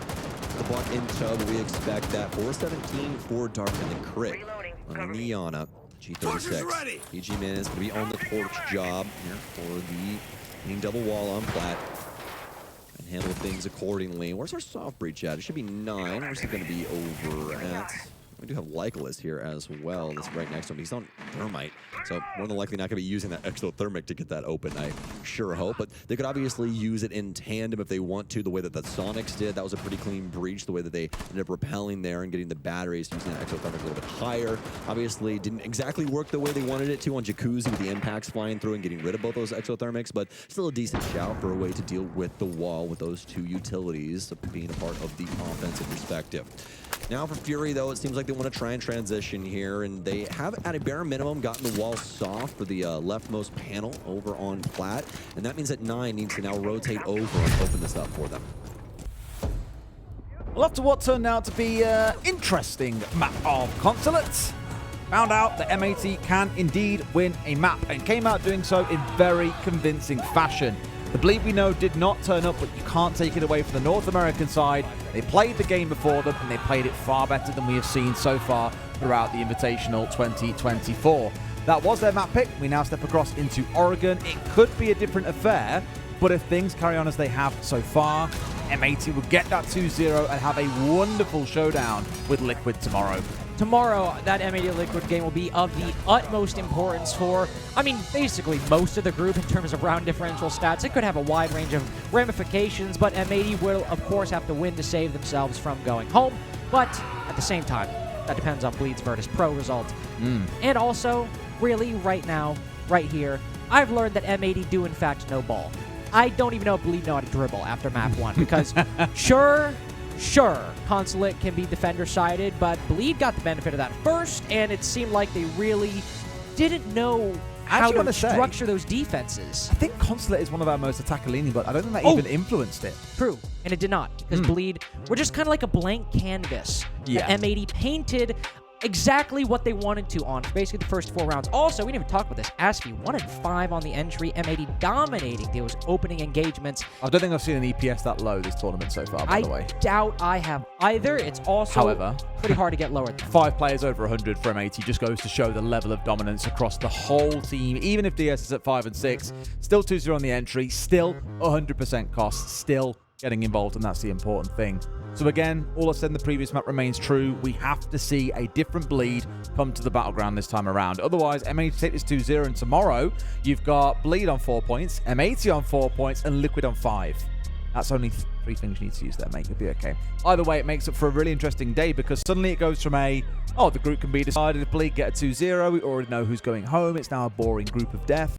To now actually being still the group of death, because 3 teams could go home tomorrow. In pretty much every other group, only 2 teams can, and they play each other tomorrow. But if you're Bleed, and you're potentially at risk of going home if you lose this series, do you want to have that risk come about by just being asleep this entire series? Do you want to just sit there and be like, oh, cool, we took a map off W7M and beat Liquid, but got 2-0'd by M80. Super cool going into day 5. No, this is where not only do they need to step up, they have to step up here, right? The map they beat W7M on. I'm going to keep saying that because that's a ridiculous statement. The fact that they beat a map that basically the fundamentals and structure are the name of the game, and Bleed of all teams outgunned W7M on that map, this should be the opportunity for Bleed not only to bounce back against M80, but bounce back for themselves mentally. And our predictions were correct. The socials swing back the way of M80, and in actually a more dominant stat than when Bleed were in the majority. An 11% swing, yeah, looking pretty good. And I'm not surprised at the back of that performance. Now, whether that's more excitement that you're seeing M80 actually deliver to the level that we've all hoped they would coming into Invitational, or whether it's that Bleed is simply underperforming and those of you in chat are terrified about what might happen to your points if you go for them again, I don't know. But we're going to find out as we get into things. The Monty ban coming through once again from M80. They start on the defense, it's worth stressing, and Oregon so far has been quite defender-leaning, so I wouldn't be surprised if M80 just rocket this first half. Always the risk of picking Oregon is you don't get that choice of side selection, and M80 get to send themselves onto the defense first. Attacking bans come through, Monty and Ying taken off the board. I have seen this exact ban phase on Oregon a number of times at this event alone, and to follow it up with the Azami isn't that much of a shock. But I have to imagine Solus, Fenrir, one of those operators has to follow, though maybe a Cade as well we could see, and yeah, there we go. Even though M80 are starting on the defense, this is one of Cade's best maps because oftentimes basement, depending on what side you attack, can really come down to do you have solid control around a hatch? Yes Yeah. or no? Especially E-Box, if you don't have good control or good utility around there, you could end up losing the entire execute, even if everything up until that point was stellar. Completely agree. They are going to start down there in the basement you were just speaking about a second ago. Carter as well. No big surprises there. Is normally the go-to site on this map. Again, for me, what I'm looking out for here is the bleed. A little more proactivity, a little more action coming out of them, a little more willingness to engage M80 because it looked like they were scared of the gunfights on the previous map that gave M80 all the time in the world to do whatever they pleased. Equally for M80, more of the same please. We did see them trying to get up in the face of bleed. We did see them, coordinating as a team, more so with flashes on the attacking side than anything else, but it was teamwork that is the big thing that I can reference as the win from their last map, and long may it continue. 2 ops, though, for M80 that could, if assuming bleed, are able to gain that. I swear to God, if he gets a kill with these cat-can traps, Holy. I will actually break down in streams of tears sat right here. Have you ever seen that before? Like somebody placing those cap cans all the I've way up never in T3? seen someone put cap-can traps on that window, but I just get the sense that if it's going to work against anyone, it's going to be this bleed team. Well, and on that point, I was going to bring up the 2 ops M80 have that could counter a bleed that maybe swings the other way and gets overconfident with their gunfights, or at least tries to go for lurks or timings. You have the cap cans with the EDDs, and you cannot be. You must be joking. You must be joking. I mean, Grim isn't that important Can I for a just not basement cast attack, anymore? right? I've never been this wound up. I've been this wound up in years about a series. Thank you, Spoit. I think the same. Good Lord. The man had left like for 2 seconds and you're still pulling the trigger? He's just. I know how Parker felt during just- the Liquid game. He's just mad. Mentalist is still mad about the 1-6 on the entry. He's like, this is for less map. I don't know. I was gonna make a You can talk. No, I was gonna make a whole point about like the EDDs and the F-nods making gunfight oriented play a bit more difficult because it makes those doorways a lot harder. But Mentalist doming his subordinate in the head kind of really takes the focus of any conversation I could try to start. Reaps has an idea that somebody's at bottom freezer and wants to go for that pick, but M80 have been gifted a golden situation on the basement defense. They haven't even had to fight for a man disadvantage. So they can literally just hold the site, what teams often do on basement anyway. Now they don't even really need to contest bottom freezer that aggressively. They can just hold their positions, hold the long haul, hold the freezer doorway, watch main stairs, watch back stairs. It's basics at this point. They've got their one right. And ultimately this site, I think, is so reliant on having an overwhelming advantage, or at least an even advantage when it comes down to numbers, yes? And you know the best part? Yes. The one operator who can really throw that out of whack was Grim, and he's dead. And he's gone. Yes, absolutely. For me, when you've got the 5 players left alive coming in to execute on this site, you can afford to push 2 or 3 angles at the same time. As those numbers whittle down, your threat lessens massively, and the defenders get a lot more freedom to move around and play as they please. So even losing 1 is going to come to bite them. The Grim certainly not helping, as he's very good at controlling areas of this downstairs. Right now, you can see the Fenrir Dreadnought coming in, the F-Naught, coming and blocking out some of the vision. Hoban finds one for himself into a second and has managed to get himself right amidst the pigeons here. It's M80 losing a couple of players, a 4v3, but now we've got to see Bleed convert. Hoban holding close could be the one to save the entirety of his execute. What is going Mentalist on? with 2 to redeem himself from earlier. Hoban doesn't find his 1. Yaga tags up 1, but Jesus H. Tap Dancing Christ, how did Bleed win that round?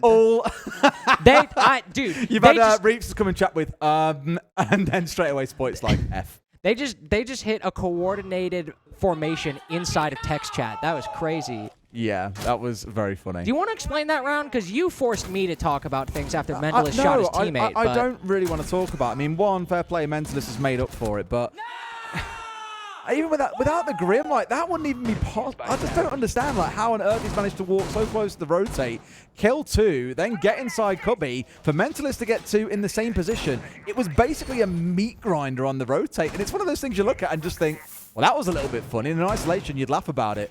But at this point, I just want to cry. Mentalist got an unironic 3K, excluding the TK that round. Mentalist, I mean, you could maybe give MVP to Hoven because he opens up the entire round, but in terms of raw numbers, Mentalist is the MVP. Yeah. Like, literally, he is. Yeah, no, he is. How does that feel? How does that make you feel? It feels great.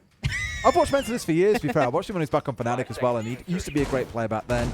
Obviously, this tournament not had the highest stats. We saw him have a brilliant game yesterday, I want to say it was. We know the potential is there. He's shown it there a little bit in round 1.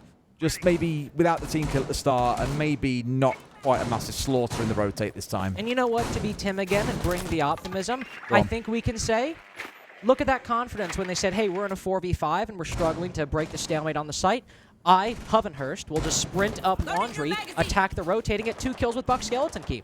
I appreciate at least that when they realized the round was very quickly spinning out of their control and M80 were going to, well, at least take control, if not win it, they did something, they acted to try and shift their fortunes, and they got a round off of it on a map where attacks are not very easy to come by. On that same note, Hoven, the very player open round 1-up, has worked his way all the way into security alongside other players around the cafe area, so very quick control established by Bleed.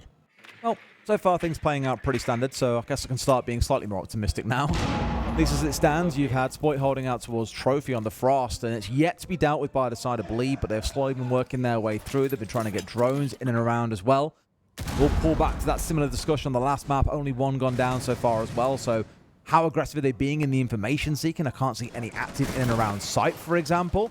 So they won't have full context at the minute as to what's going on site itself, but realistically, I don't think I'll blame them too much if their main focus is on actually getting inside the building and then starting to worry about site. And they should be far more worried about Yogg out on the roam. Yogg, if he goes unread, could flank up any number of these stairwells and cause big problems for Bleed attackers on the top or the middle floor, whereas there are a couple moving down on the first floor at the moment. So Hoven over by security earlier in the round. Reaps, as you said, losing a lot of HP to that C4, so pushing on in, especially as Hoven's position on top white has been red. Bleed in a similar position to the basement round, except it's 5v5 instead of a 4v5.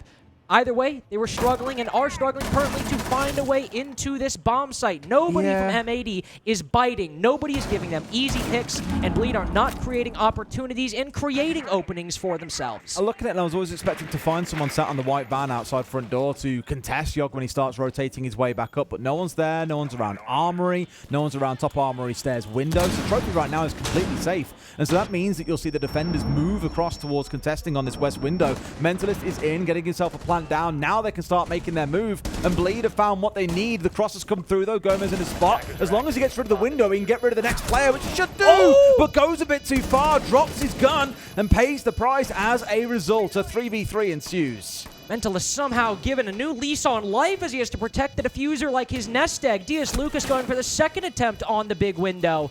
Knows he's there. They know for a fact this ace is in this position, and somehow he still comes away with the kill. Bleed hold on to a man advantage, and there's 2 different players outside of the dorm's window. Reaps with the upside down repel. 1 HP, and he still finds the kill. As how are Bleed finding these rounds when it seems like nothing is going their way?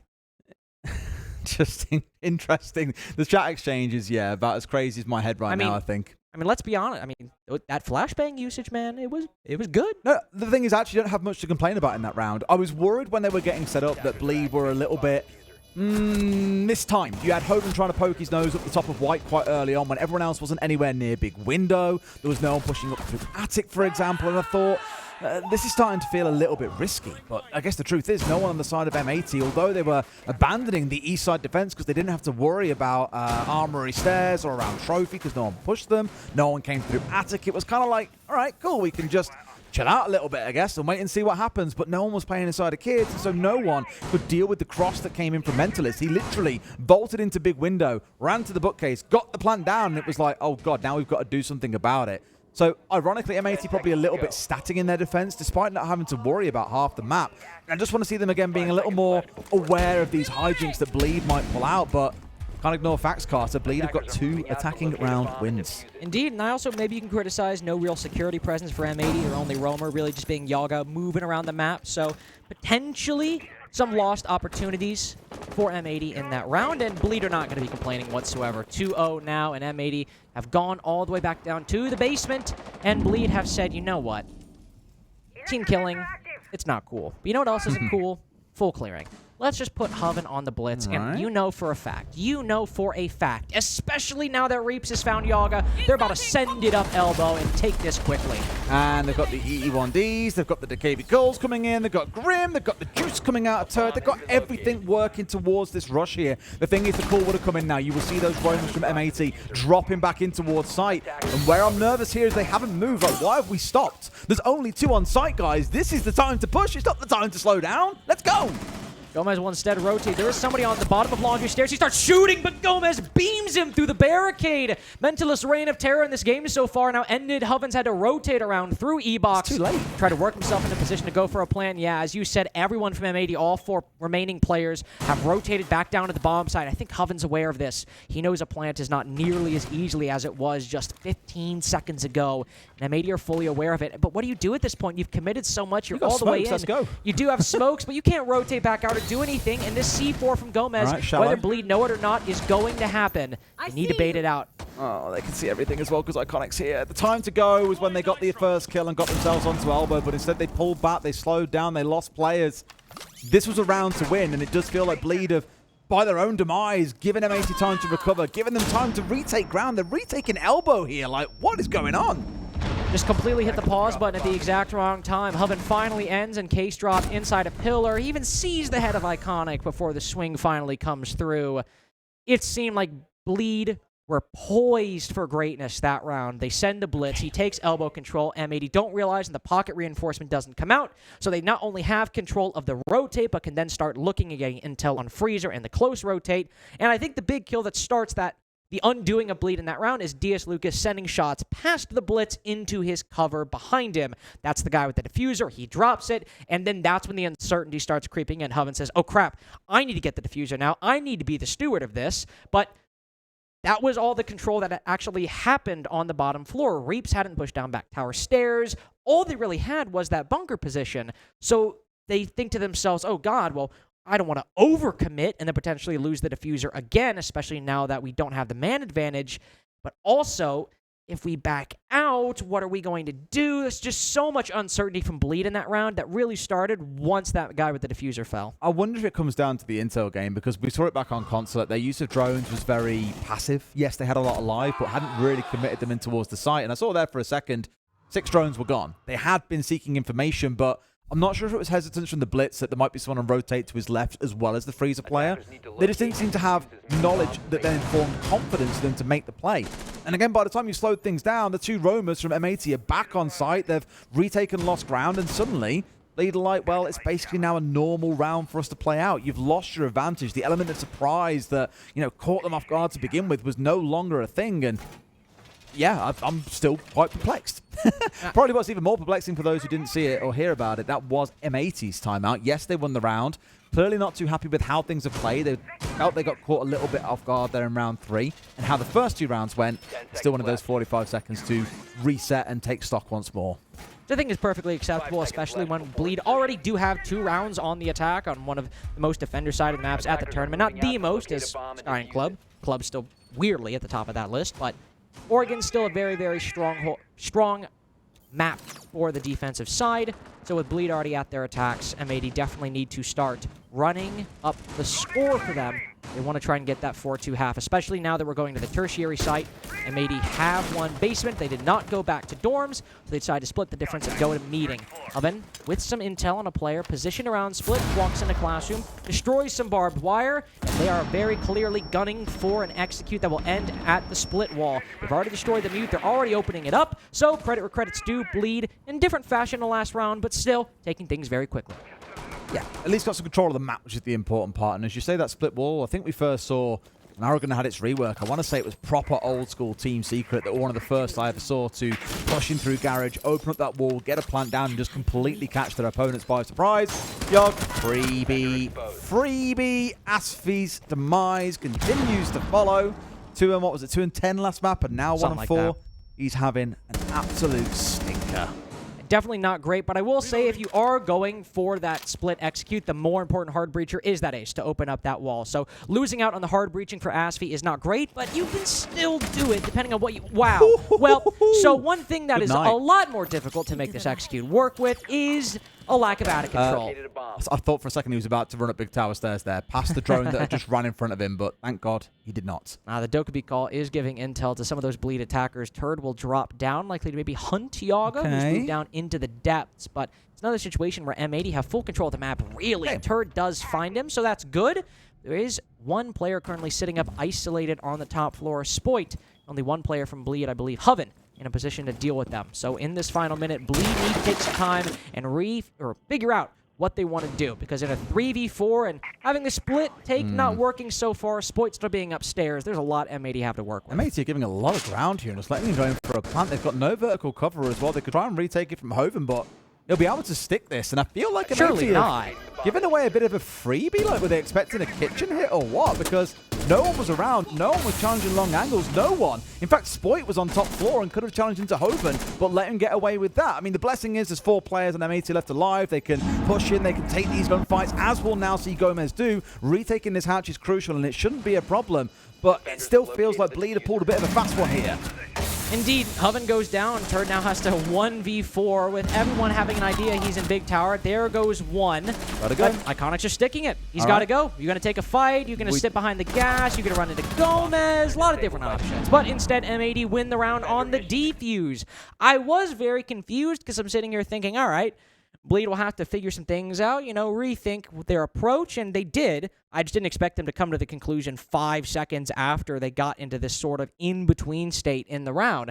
They just walk in, plant on the meeting wall, but again, it's a 3v4. All they have is 2 players on the backside and 1 player controlling the hatch. It's a very easy retake for M80, who, sure, maybe sometimes the plans for M80 in these games haven't really worked, but this is a pretty easy call to make. Oregon's one of the oldest maps we have, even after the rework years and years ago. If somebody plants stage, what's the first thing you need to do?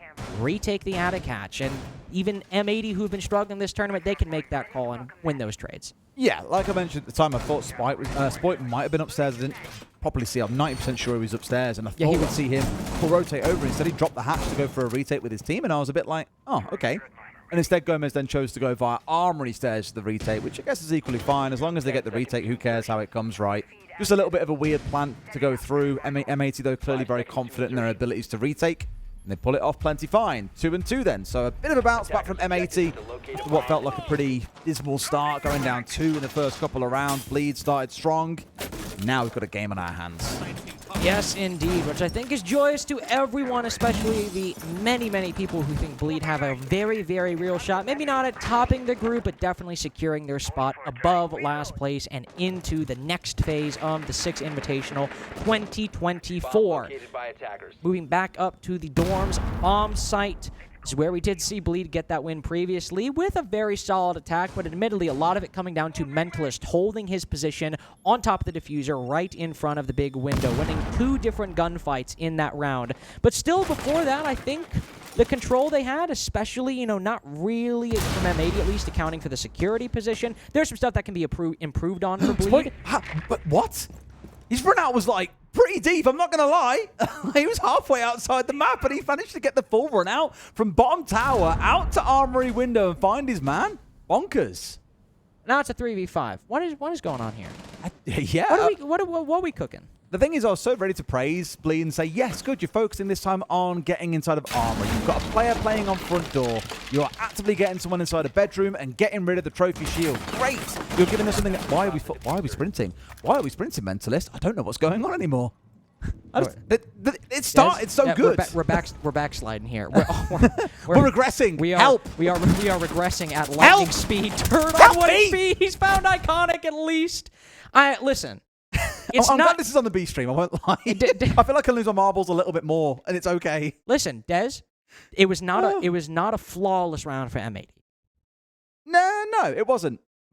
I mean, they played it really well.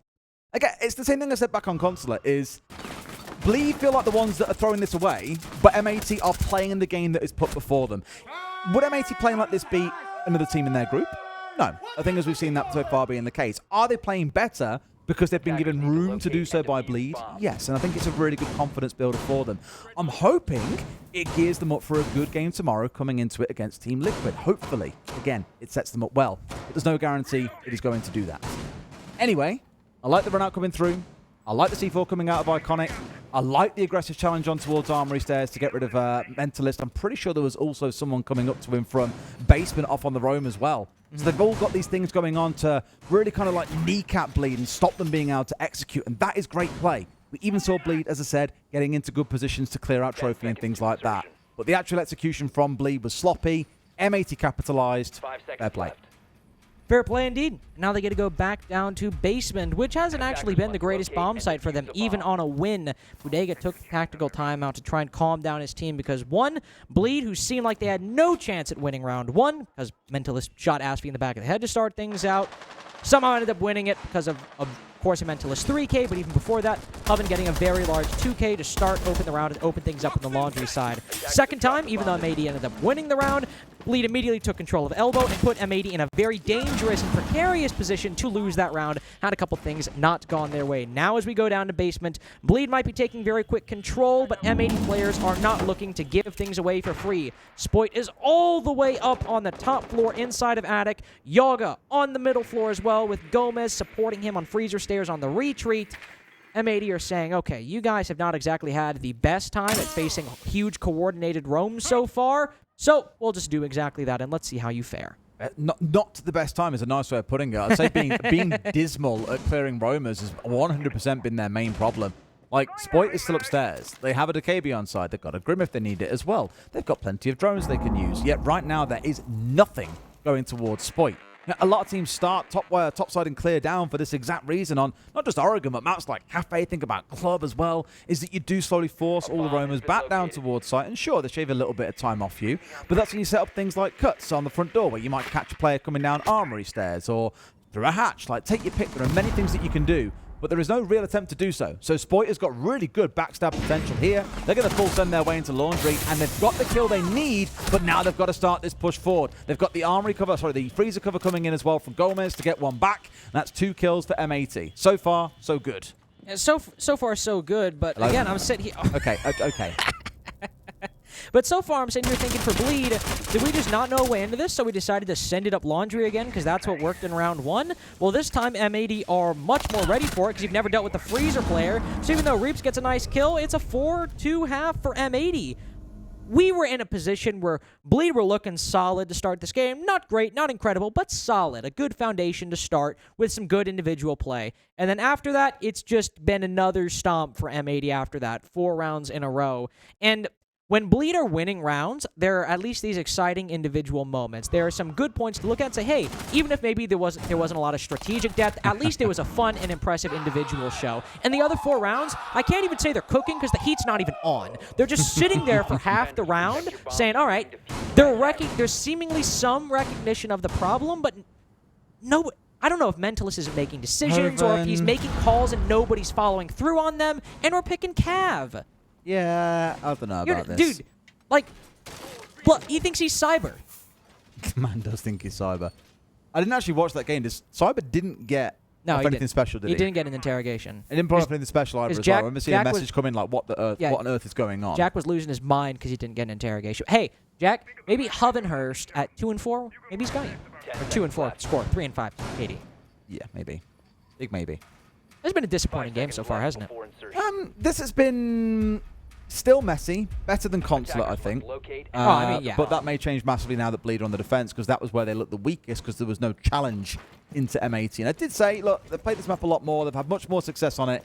You may well see a different team, but I just think M80 are going to come in here like a wrecking ball and just smash them to pieces. Well, that's what I was about to say. This is going to be a great point of contrast because we will now see M80's attempt at the Blitz execute on the basement site, though we do have Spoit adding a different dimension over by Small Tower, so it doesn't seem like it's going to be a rush like it was for Bleed. Instead, it'll be a bit more of a methodical clear, but still a similar principle that you will have the Blitz carving a path at some point of the bomb site, whether it's bunker or freezer stairs or what have you, and then teammates flooding in behind him.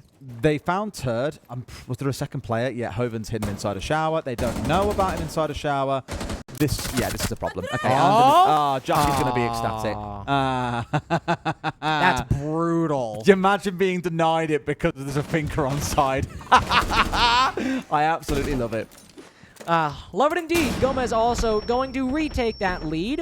Well, maybe not. DS Lucas has done it instead. Now they can start focusing on the shower position. DS Lucas wants to deal with this Cav so badly, especially with Hubbin taking down Spoit earlier in the wind. Completely lost to the sands of time. The thing is, I can forgive M80 for being caught out, the first time in the first round by a Cav ratting inside a shower. You see a single player. Found the Cav.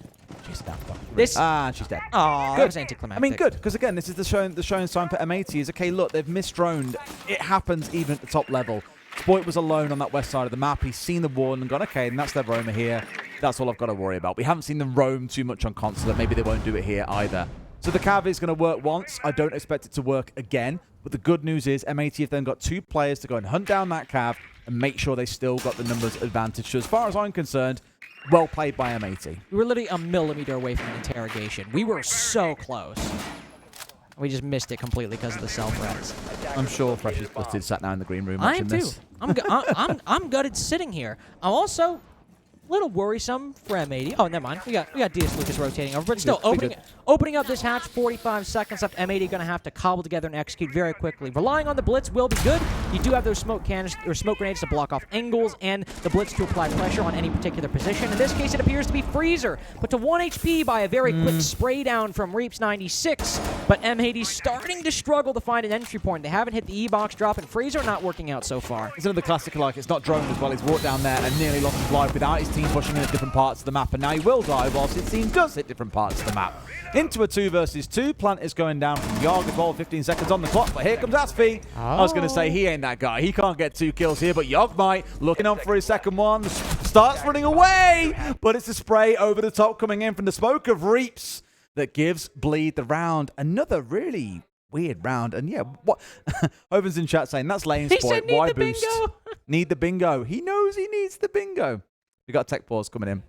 He's real for that one. Yeah, I saw at the end, Iconic looked at the app and he's like, something, I don't know, but called the tech pause. Yeah. I suppose this has just been such a weird game. It's just one of those games where I feel like I can feel my brain being rewired in real time.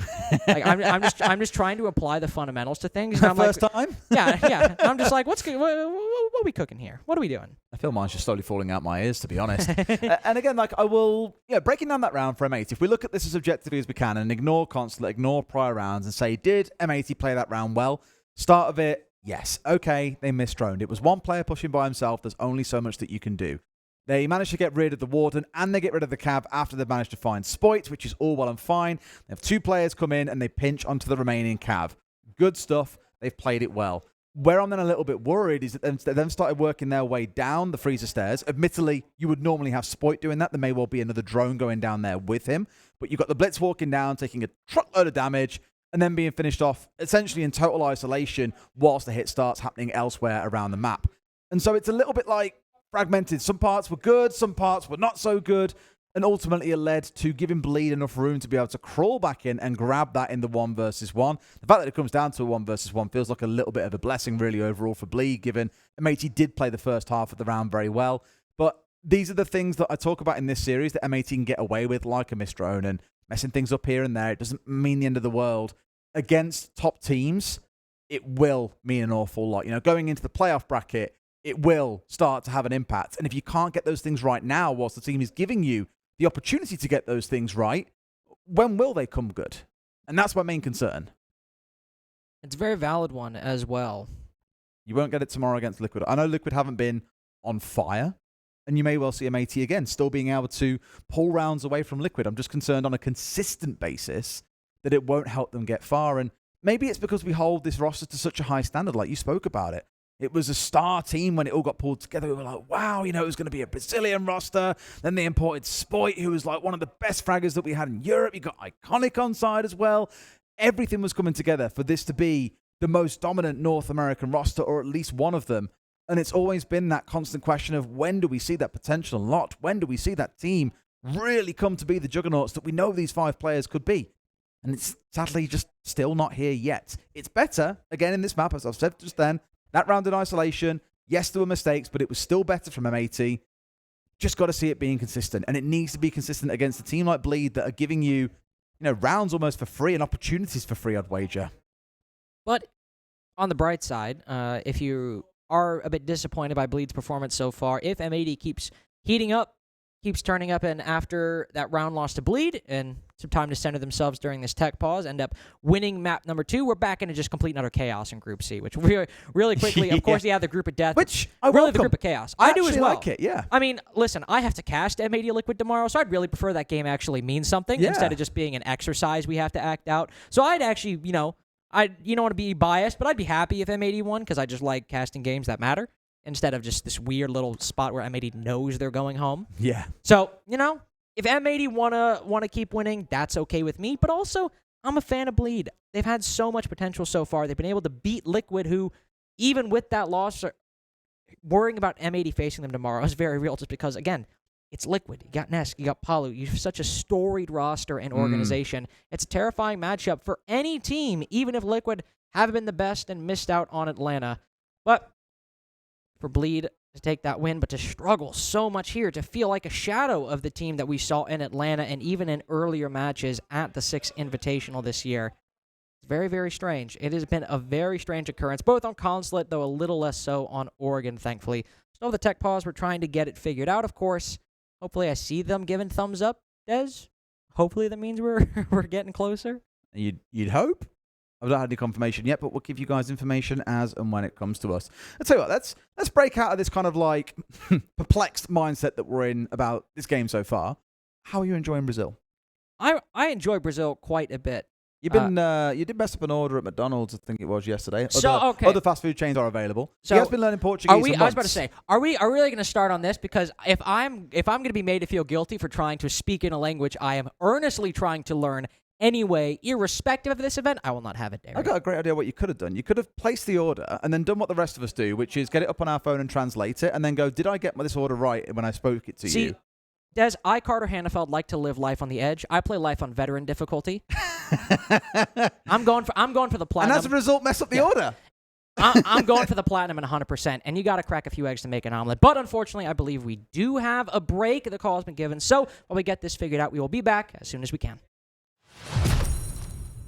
Speaks to Sonic's work ethic, to their mentality there, to make sure that they're doing everything right. And as I say, you want to keep that as a habit. Don't let yourself get out of it just because you feel like you maybe can do. So well played, Sonics, in round 1. This time they're going to be fighting over top floor control. It's Bathroom and Tellers is our site. Fury choosing to move on. They're going to be underneath this time. BG Man is in the critical position. He's inside of office at the minute. He's going to be finding some pressure come his way. Crit J is there in support as well, but at the minute Sonic's just looking to get into detention potentially, maybe a little bit of horizontal pressure as well, clear out these players underneath.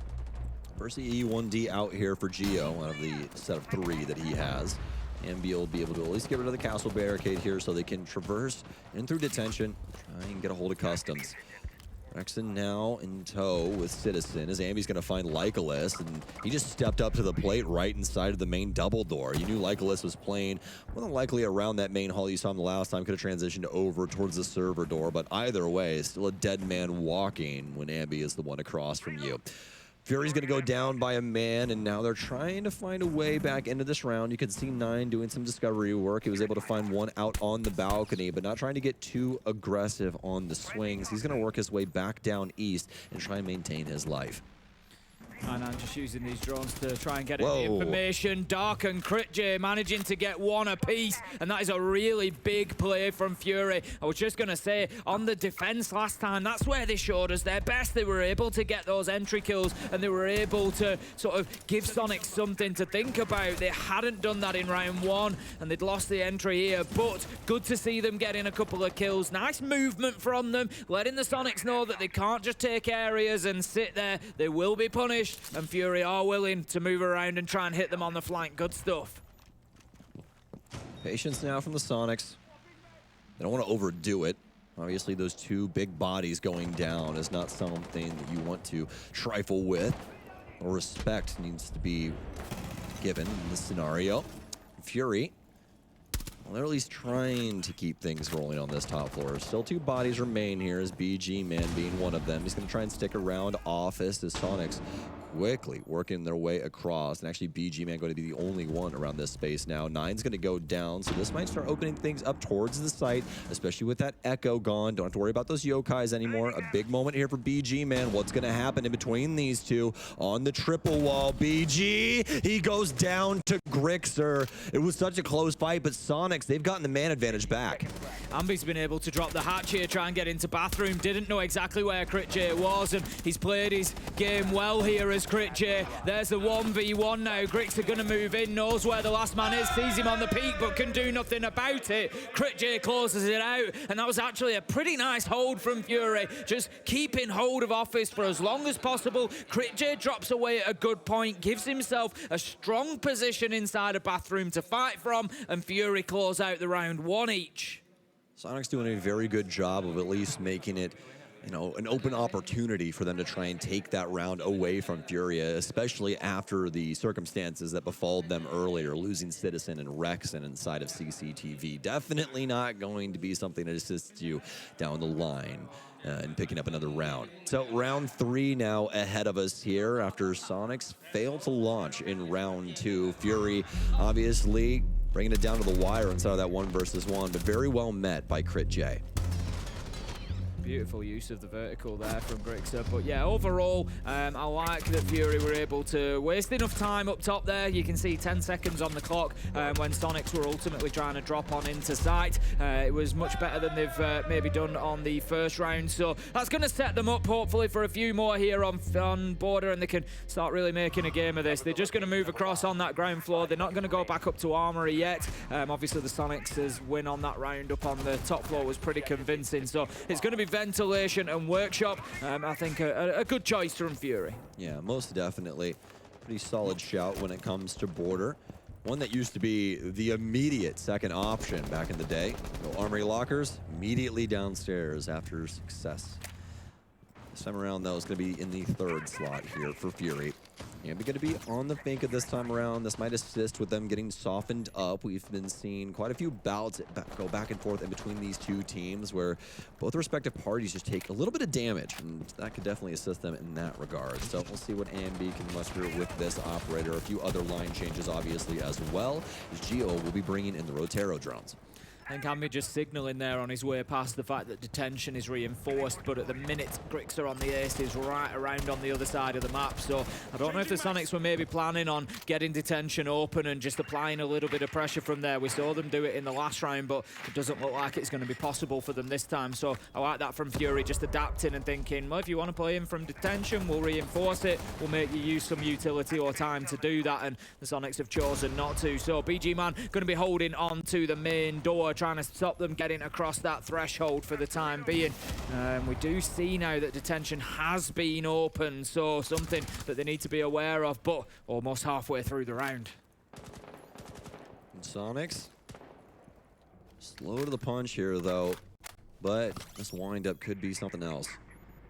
As we've seen, this is definitely not a squad that is just doing things lackadaisically. This is all in strategy. They're going to be able to take down Lycolis early on here as well. 0-3 to start this map.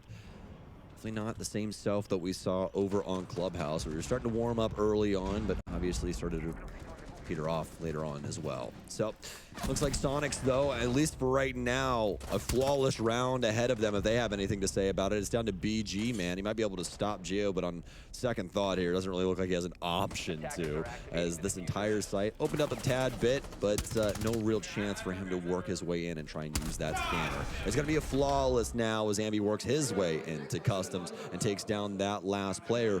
Fury absolutely battered in round 3. Yeah, pretty good from Sonics. Again, nice and patient, no rush. It was about 1:30 until they started really applying pressure and picking up those first kills. But once again did get the entry. That's now 3 rounds and 3 entry kills for Sonics, so going very well in the beginnings of the rounds. Fury opting to take that tactical time out. This is their map choice, and I'm sure they will have been hoping maybe to come out and just be a little bit stronger. It's not the end of the world. They're only 1 round down. This is fixable on the defense, but they need to get as many defensive rounds as they can. We saw the issues they had with attack on Clubhouse. You know, I'm sure that that'll be better here on Border. It's their map choice, and it's a slightly different layout to the map and sort of different priorities for the attackers, which I think will lend itself more to Fury's sort of style, or at least to solving some of the problems that they had. But they don't want to rely on needing too many attacking rounds realistically. So I think a good timeout called there just to try and turn the direction of the ship now before it gets too late. Yeah, it does seem like it's defense or nothing right now for them. I mean, you know, I definitely can say this. I don't have the same confidence in them being able to change up things too drastically on that offensive side, but I'm trying to be positive, Sam. I'm being optimistic. Oh, I'm sorry. I'm the eternal optimist. I'm always the bearer of bad news, Ace. That's just how I am. I'm a negative Nancy at the end of the day, I'll be honest with you. So, but I will say this, they definitely do make a smart call, especially after that flawless round, kind of stop the bleeding, get to think about some things a little bit, but they do still have some opportunity here. I mean, Border has a 56% defensive win rate right now. We'll just have to see if Fury can potentially put something together on this top floor defense.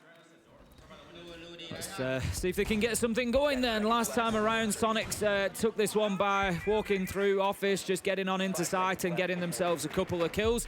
So again, Fury, I'd like to see them pay a little bit of attention to the top of these stairs. Ambi was able to get in there, you know, fairly quickly and easily. Citizen worked from the balcony window as well, just to make their life difficult. Crit J was inside a break room last time around, couldn't get out of there because an air jab, at least not confidently, and then was taken down on the long angle from Office, which he was trying to hold in reverse. They've opened it up again, but I'm not sure if it's going to be the play or not. We'll see whether the Sonics go quite as quickly. This time it's going to be an Orsa shield that they play behind. At this point, I've seen Citizen do this setup for East Stairs so many times. I feel like I'm going to start doing it every time I get on Border. Just nomad, run my way over to East, toss a cam up, get it up on the little balcony ledge up on the top of the roof there. Start playing things around for that inside balcony for top square. It's a beautiful piece of the map, and with Border being so tiny, really no matter what site you're going to, East Stairs is always going to be a solid consideration that you're going to have to care about. So just as a default location, not a bad idea at all from Sonics, especially because you can build off of it so very easily. Now for Citizen, he's actually going to go around and actually go in where we saw Ambi the last time. This is how we saw Ambi enter as he walked in bottom square and straight up East.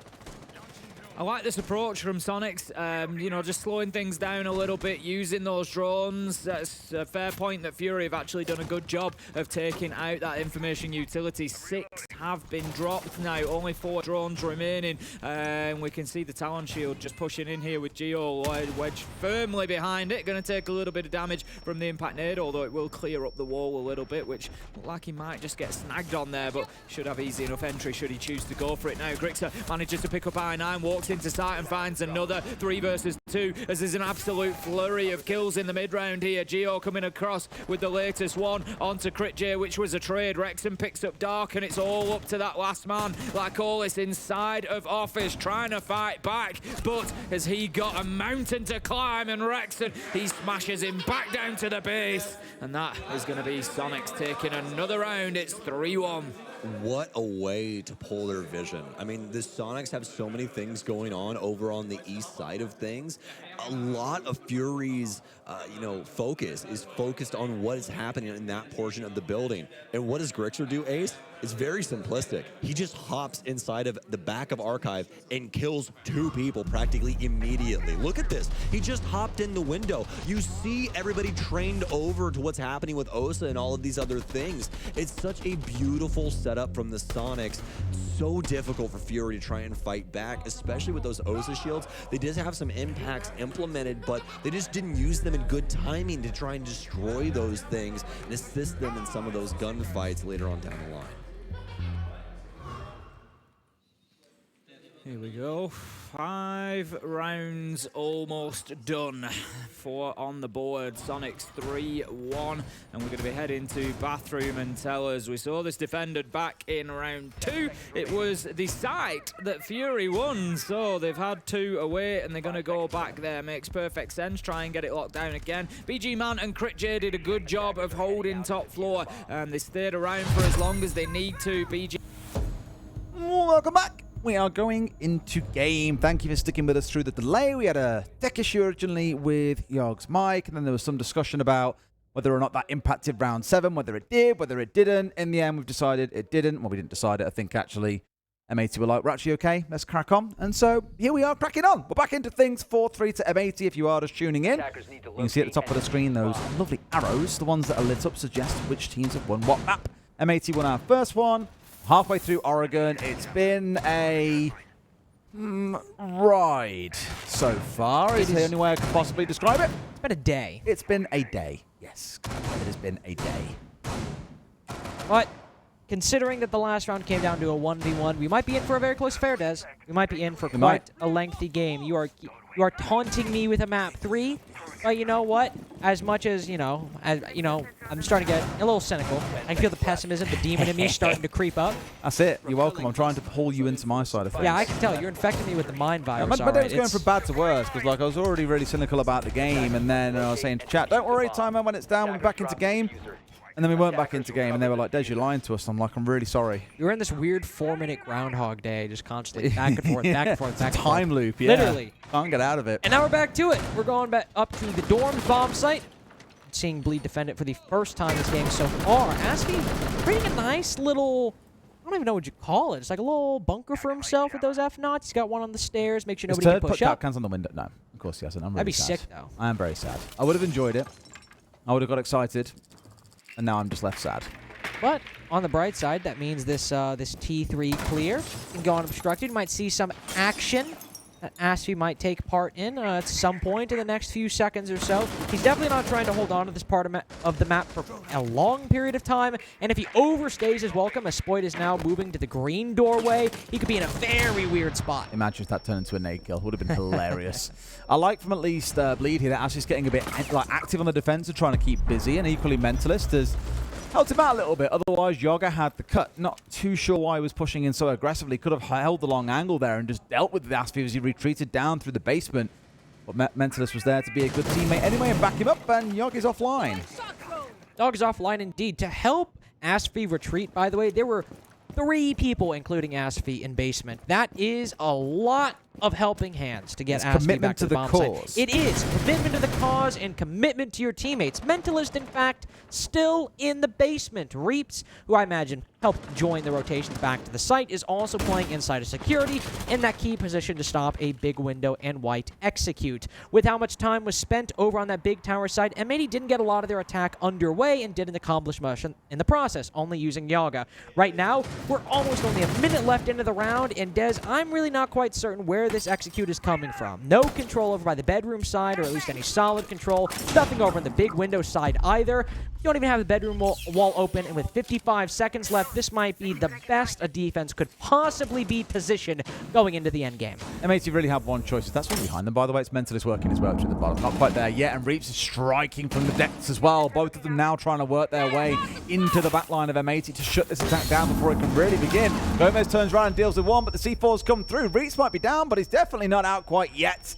Now they're trying to make their mark through, but Turd going to find Spoit, steps up for again, and Hoven's found a second, make it another. There we go. The flawless round comes in, and I did not expect that after a rehost. No, I did not expect that at all. And also, similar to what we saw from Bleed on some of those attacks, it's a very slow round, not really accomplishing much of anything, just waiting, hoping they'll make some progress, and there wasn't really much of anything. Just seemed like Bleed, who did put forth a little bit of a problem that M80 had to solve with that player, not in Big Tower, but instead, or not in T3, but in just the Big Tower proper, T1, T2, whatever you want to call it. Then he escapes. The defenders help his way back to the site. Wasted about a minute, 15 seconds, and at that midway point where M80 could have either recovered from that loss of Yaga and start immediately opening the bedroom wall or the attic wall, since T3 and Big Tower had just been seeded to the attack. We didn't really see any of that from M80. There were a couple players over by White Stairs, a couple players over by Armory. There was no actual solid take or idea at that point that was being put forth by the end of the round, and that's pretty much, I would have to imagine, the greatest gift you could give to Bleed, who seemed to have a bit more confidence in them in the map one.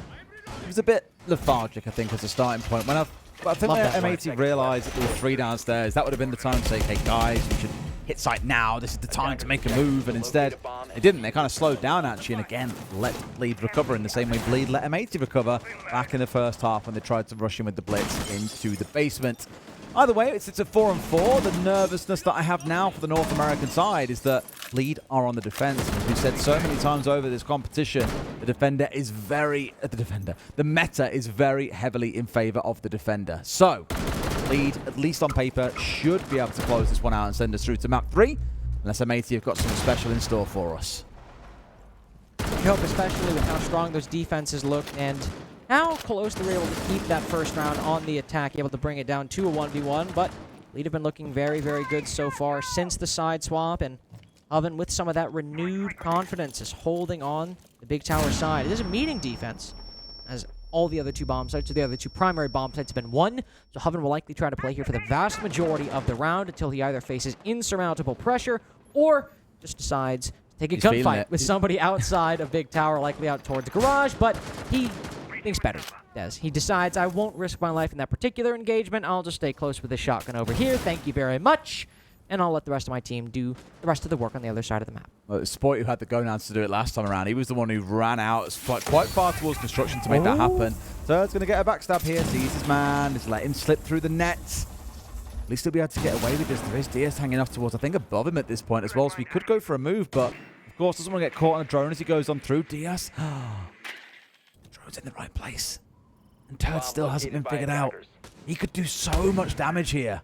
Especially because M80 are trying to go for a split side execute. DS Lucas is the guy with the diffuser, so if he ends up falling, that's the entire attack basically unraveled for the defense. Spoit does push in, find one, a Mentalist, and Turd decides to rotate off. The moment to strike is now passed. It is a 3v3, but M80 are flooding into the bomb site. Finds one through the smoke, and Turd, who had the round in his hands, it felt like, might just have it again. Now that Iconic has cut down his teammate, and it's only a 1v2. Really, I agree. He had the golden opportunity to do some damage. You know, even turn on the scanner and look skyward, and you'd see Diaz inside of Armory, sat on drones, but completely misses the opportunity. Now, the blessing, as I was going to say, the diffuser isn't down yet, but Diaz is changing that very, very quickly. Third with it all to do is looking completely the wrong way. A bit of a, I don't want to say a smash and grab round by M80 because they played it well across the map, but Reek's got a 2K hitting on the flank, for example, when they were coming in from around Shower side. Turd was in the dream position to do some real damage and just open the round up entirely for his team, but opted to do nothing instead, and M80 have capitalized. Just a spot where Bleed really could have turned the round on its head for M80. He's able to maybe get the timing a little bit better. Luck is a little more on his side, or maybe try to take the initiative. There's a couple different ways that could have gone, but it ends up going M80's way. They get the win on the tertiary bomb site, but if they want to end this in regulation, they will need to win one of these primaries, whether it be basement, whether it be dorms. They want to stop Bleed from getting match point and then forcing an overtime game out of M80 on Bleed's pick. Either here or the next bomb site, we'll need to see an M80 win. 2-0 is in fact on the cards. And know now, I imagine, M80, that they are dealing with a lot of roam play coming out from Bleed. Total antithesis to what we saw back on Consulate. I'm seeing the KB, I'm seeing the Lion. Not a Jackal. We did see Spoit bring that along on Consulate earlier on. But at least having those globals on side is good for suppressing those roamers, for forcing them back in towards site, or for the execute, just completely overwhelming the other side. So much that you can do with those two operators. Aspie, I imagine, will be doing the same as last round, and that was rotating around to that third floor and causing a little bit of trouble out on the roam. Although it did fall back, of course, with the assistance of two of his teammates through the basement. Bit quiet to start. 30 seconds in, trying to find that initial potential roam presence on the top floor. M80 not wanting to leave anything to chance. There's 20 roamers on that top, and Oven with a very late rotation into T3. Okay. Sometimes we'll see Turd, the Warden, with those glasses that can blind him to flashes, or I suppose unblind him to flashes, take that spot, but he just immediately retreats back. So, like, just a fun little venture, little vacation up to the top of Big Tower, but actually won't create any changes in the defense, as less than 1 minute in, we got all 5 defenders on the bomb site. Managed to get himself a drone, #worth. Got away with at least something off the back of it for his efforts, and rather than sitting on site twiddling your thumbs for the last 45 seconds, at least there is something being brought to the team. Iconic kind of treading that ground where Hoven was not 30 seconds ago now. Him and Yarg working their way down to secure Big Tower, and it's been done. Now it's about trying to gear up for the execute. When you start thinking about the rest of the map being clear, at least they're assuming that it is, they can start thinking, okay, where do we want to hit? Is it Big Tower? Is it Laundry? Is it Freezer? Is it all three of those things? Is it through construction? There's a lot of options to play with here, realistically, and Bleed, I think, have given them a lot of the map to play with very early on. They have. DS Lucas can open up as many of these hatches as he wants since the Cade is banned, so whatever you want to consider, as you said, it is perfectly available to them. But in terms of the tools to actually use to maybe make one side better than the other, there aren't that many. Nades obviously are not what they once were, and without the Ying on the board, going for an E-Box drop can be made or broken by the combination of team play and flashbangs. That seems to be where M80 want to go for. There's 3 different players surrounding that E-Box position. Gomez using likely all of his Rotero drones to try and burn that utility. Bleed contemplating a flank, and they end up downing Gomez, but Asfi down in turn as Spoit hunts him down. M80 realized that flank was coming out. All the E-Box players turned around, sprayed through the wall, go for the finisher. Man advantage for M80 going into this execute. Yeah, it was a nice attempt, but ultimately M80 just a little bit more aware this time around of what's going on. Breeze are looking to be at least part of the push that you have got a contenders we're also used to seeing by now, with a smoke that's playing nice and tight. Rather than trying to push their way down, they're trying to go for a drop shot here as well, and Reaps is having absolutely none of it. Spoit removed, now they've got to try and clear out highway. A smoke comes on through, flash comes on through, and Hoven is forced back at least temporarily, but no drop comes in. And Gomez on 1 HP as well to try and apply some release pressure inside a bunker. Player reinforcing off the elbow position. Hoven goes for the swing. 2 players fly Bleed's way. A third! Is that a hipfire headshot onto Yaga? I can damn well tell you it's a 4K for Hoven inside a pillar, completely shutting down the front and the back side of M80's take. That's a little bit ridiculous, isn't it? It feels balmy, and this is why I didn't want to get too excited for M80 in the previous map, or even really throughout this one. They had 2 minutes. They had full coverage of the map. The only time they had someone poking their head above the parapet was up Big Tower very early on when Hoven got rid of that drone and immediately dropped down to sight as soon as the EE1D scan came in from the Lion. But the actual execute itself can't take too much away from how frustrating it is to push into a powerful operator like the Fenrir. They could barely see what was going on. But you know, even Spoit going in for a kind of a Hail Mary dropping towards Freezer, almost getting kind of hit on the flank by Asfi as he popped up as well. Thankfully, they got away with it. They got Gomez back on his feet. But the way I just think about it is it feels a little bit uninformed, like drones aren't really being used to get themselves moving in. There isn't too much like 2-man stacking onto a 1-man isolation play. And it just feels a little bit rudimentary and unplanned in terms of siege from M80. I think also, given the changes and the lack of certain operators brought by M80, makes an E-Box drop a lot harder. You can't rely on nades to clear out pillar like you could before, because if you don't balance it properly, if it doesn't bounce at all, you might not even get a kill or displace anybody for that long inside of pillar. And plus a Ying is banned, you really have to rely on flashbangs or some other utility. They could have brought a Grim, but we didn't see any of those bees flooding down inside a pillar, did we? So all we really have are those flashbangs to make the E-Box drop work, and if Hoven can either dodge all the flashbangs entirely or recover very quickly, you might as well just give him the 4K if you aren't able to clear him out from pillar entirely. But now moving on to the Dorms position, this is where we, again, need to see M80 pick a round up. If we want a regulation victory, or if you do at home, they need to win Dorms or else Bleed will send us to map point. Map 3 might very well be on the cards. Asfi rotates out of attic extremely quickly. Oh, almost caught on the retreat. I have to say, even though it doesn't work, I love that reactivity from M80. Almost catching the Fenrir on the rotation back. And now that they know he's gone, you hope we can see a very quick reaction to open up the attic wall as a potential venue later on. It's really good reaction by M80. I thought for a second we'd see a fast rappel down and someone was trying to catch him as the reinforcement was going up, but no, it was underneath it. They almost managed to find their victim, but once again, they've wasted a little bit of time. Last time around, it was a single drone. This time around, it's more like 30 seconds or so. And then Afsi has still managed to get away with his life. So a very light roam by Bleed, but a roam that has achieved at least something, even if that's only 30 seconds off the clock. They did end up opening up the attic wall as well, and as I'm sure you saw earlier, one of the bedroom rotates or bedroom walls is open. So assuming that Bleed don't get off that pocket reinforcement, which they do still have one in pocket, a lot of the work for M80 is already done, but Reaps with a drive-by kill onto Gomez in the showers hallway. It's the opening pick for Bleed, so some of these defenders can feel a bit safer rotating back and just forcing M80 to push on forward, because Yaga's creeping up from the basement right now. Not a lot of progress has been made for M80 in mounting some form of an attack. Yaga sees one, does make it a 4v4, so we can at least agree on that, and he's also cleared out the security position as well. So some bits required around the map. As for top floor presence, M80 need to start picking up something. The crucial thing really was getting rid of the C4 player below as well, who obviously can do a lot of damage if you then flood that top floor. And it's Reaps, who's been 5-1 up until that point. So a really good pick-off. But once again, at 40 seconds in, I'm really yet to see the machinations of an execute come together. Right now, it seems to be let's flood in towards Trophy and push from there. So far, it's worked as Hoven has been taken down. There's one more inside of Armory, removed. Yarg onto a 2 in the round, and M80 may have done enough here to get this over the line, but Mentalist still stands. He's got a good coverage inside of Pit here and onto Concrete as soon as you step in from Trophy, and that looks to be where Iconic wants to make this execute happen. This is free. Okay. You lost the play. You've literally just lost. Oh, my God. They've just lost to that player, the exact position, their Attic player. They've then opened the rotate, worked someone through from Trophy into the same spot who's then died. You've then had the diffuser carrier run at the same spot, gun down. Like, this is why, and I feel like such a, to be frank, I feel like such a dick about M80. I don't want to be that guy, because I am sounding like one. But these kind of things are why I think pretty much any other team, I mean, Bleed are about to win the map, for God's sake. It's why I said if every other team will punish you for mistakes like this.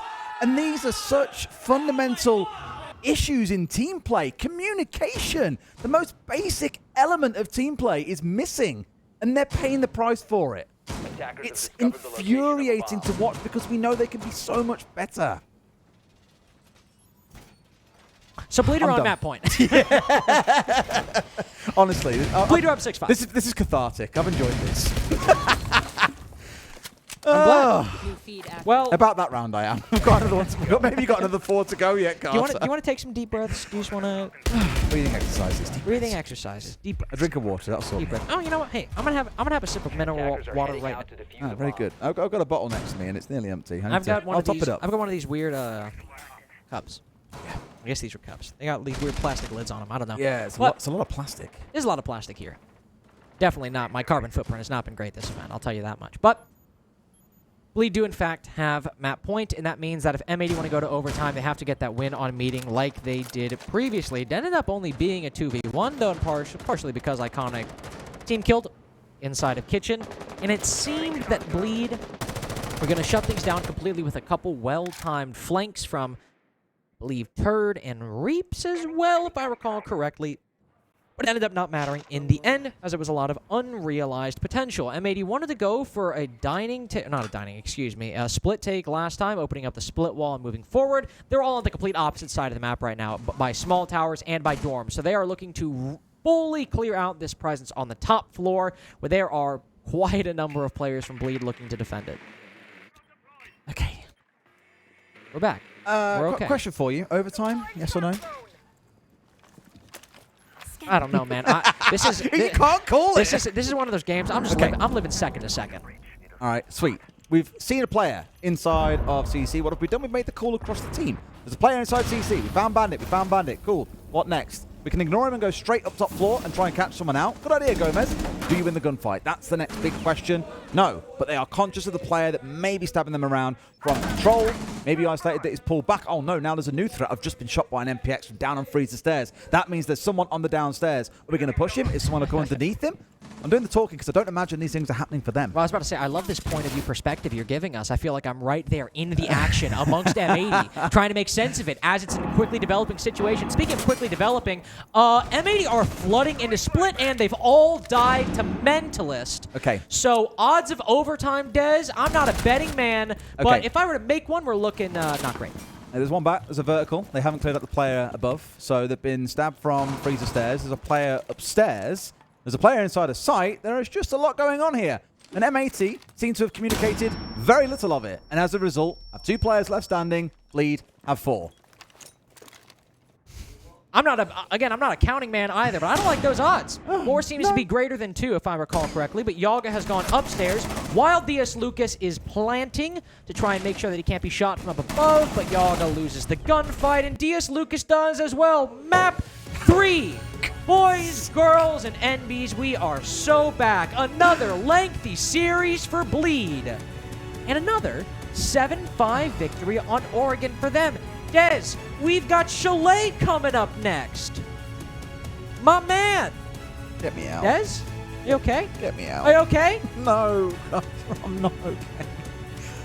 Oh, okay. Okay. Yeah, Chalet. I'm sure it's going to be great. I'm sure we'll see M80 have their best performance of the entire year, and everything will be okay. I'm sure, Carter. Tell me it's going to be okay. It's too much. Am I under oath? Am I under oath right now? I'm not under oath? No, you're not under oath. We're going to be very okay. We're going to be so okay. We're going to be okay. Wouldn't even believe it. You might be wondering, like, why are we so pessimistic right now? This has not been a Because very... I've had 2 torturous maps.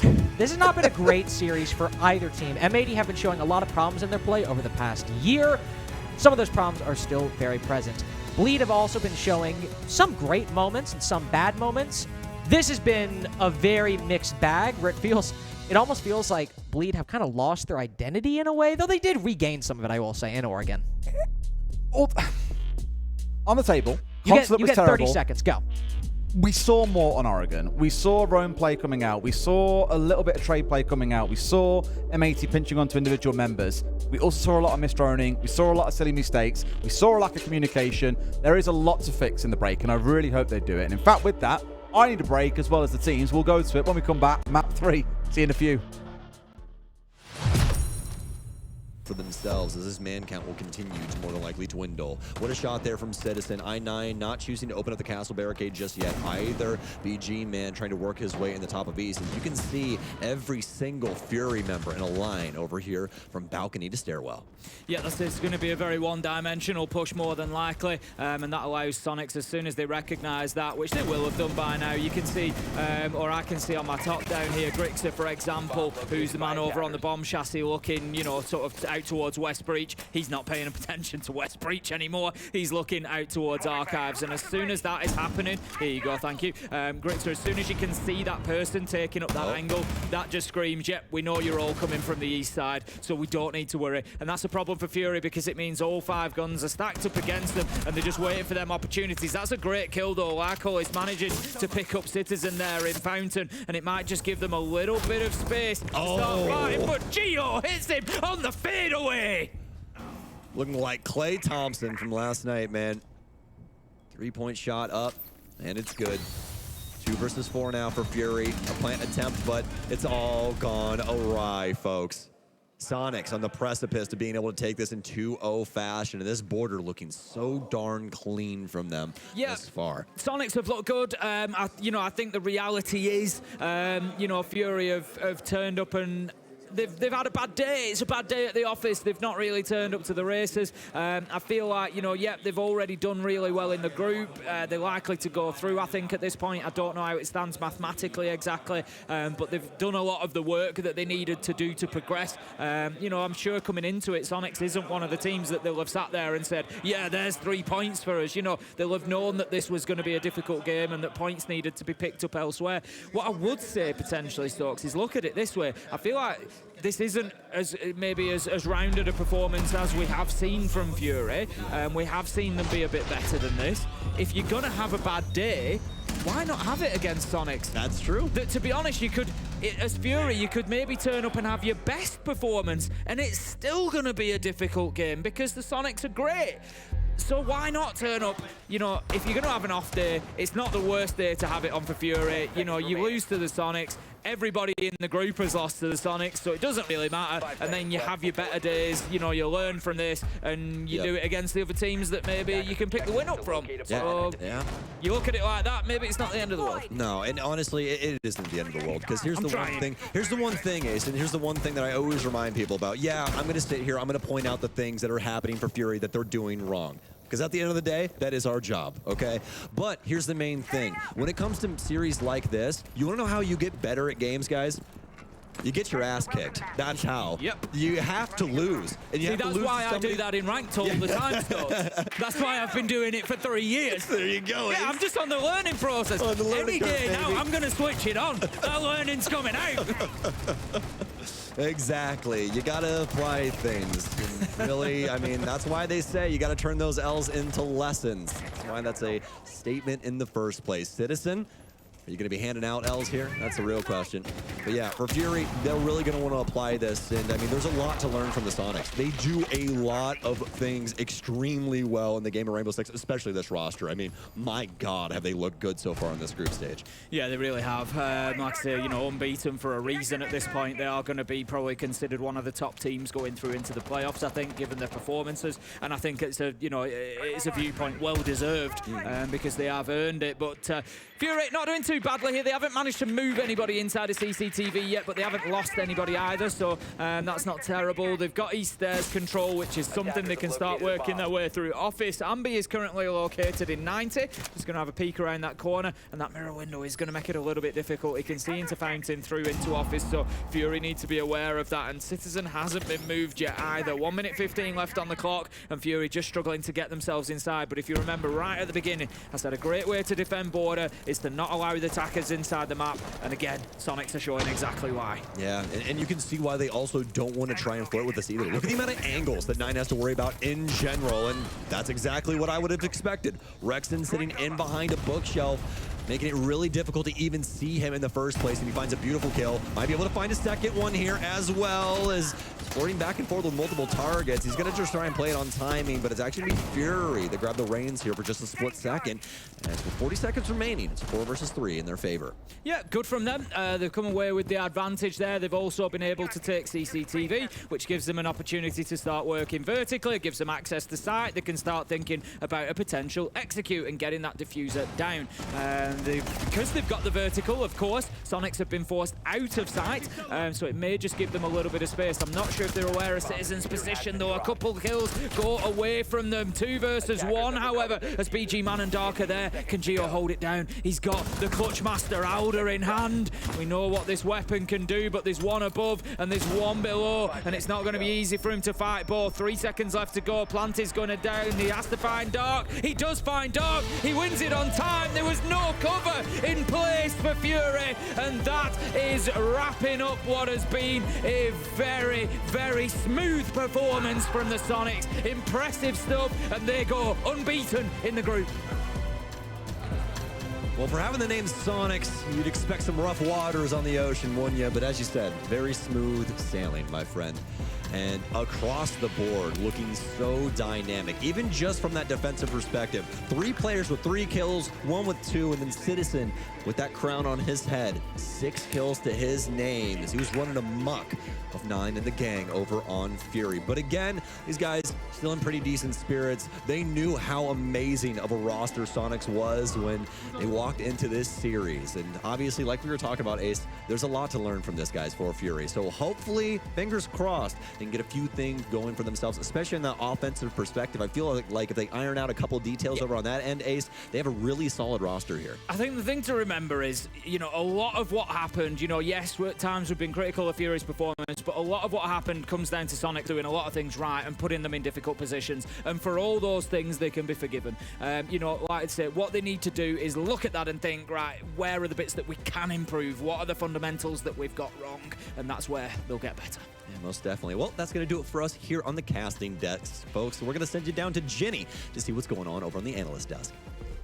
Thank you, Sam and Tim. We're back on the analyst desk after another dominant win from the side of Sonics. And we have Gio joining us. Thank you so much. How's it going?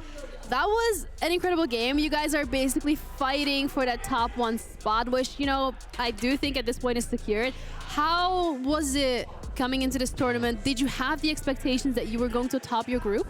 I mean, obviously confidence is a big key, so we came in knowing like we wanted to top the group, but I think it's one thing doing and one thing actually like going in there and actually like thinking about it. So I think we're just happy to be here and we're just doing really well. Yeah, well, you didn't just top your group. You had the perfect group. You 2-0'd every other team. You don't play tomorrow, so you're done and dusted with the group stage now. How much work went into prepping for every individual team that you played in this group stage versus working on yourselves coming into this tournament? I think for us, it was mostly about making sure our map pool was good, including Ambi. So it's about switching up our playstyle, making sure he's included. And I think apart from the prep, I think we came in here like with a lot of confidence, and it worked out. Yeah, Jesse also had a specific round that he wanted to show you, and the fact that it's now ready, take it away. Yeah, so this is a round on border, round 4 when you had the OSA. A lot of people on this bomb site, they think, oh, OSA, I'm just going to walk in archives and plant. You do something kind of interesting. You go into office, and it actually creates a great distraction, which gets Grixer an opportunity to make some havoc.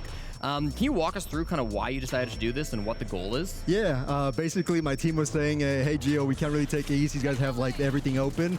And I was like, watch this. I basically just said, watch this. I walked in, and then this guy kept swinging, so I just pre-fired and I got him. But yeah, that's basically it.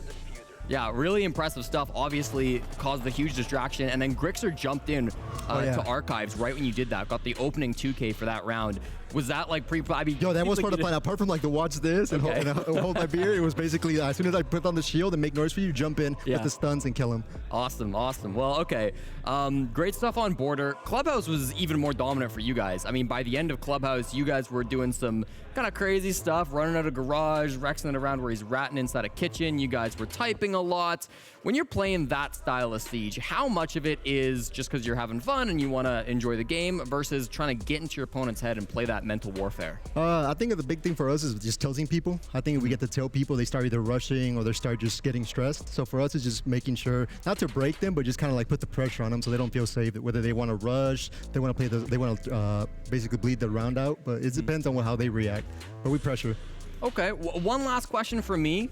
Answer it however you'd like. You said you have a big map pool coming into this. We saw that through group stage. Your first 6 games were all on different maps. What do you have in store for playoffs? Are we looking to see every single map coming through? Or are we looking to see some more surprises? Because you played a lot of different strats here in this group stage. No, I mean, we haven't showed Bank, we haven't showed Knight, we haven't showed what. And so the roller coaster ride continues. Chalet will be the third map between Bleed and M80. We came into this series with one hell of a story. Bleed, if they 2-0'd here, would have not only seen M80 going home as the first team eliminated from Six Invitational 2024, but a 2-0 tomorrow for Bleed would have put Bleed top of Group C regardless of any other results around them. As we've now seen it, that's not to be the case. Both teams have one map and there is one still left to play for. Even if M80 take this win here, it can still get a little bit nervy tomorrow for them when they come up against Liquid. They will have 1 point, Liquid will have 5, which will mean M80 need to win 2-0, get 4 points, and then break the tiebreaker against Liquid to not be sent home. So it is far from done, it is still danger zone for both teams.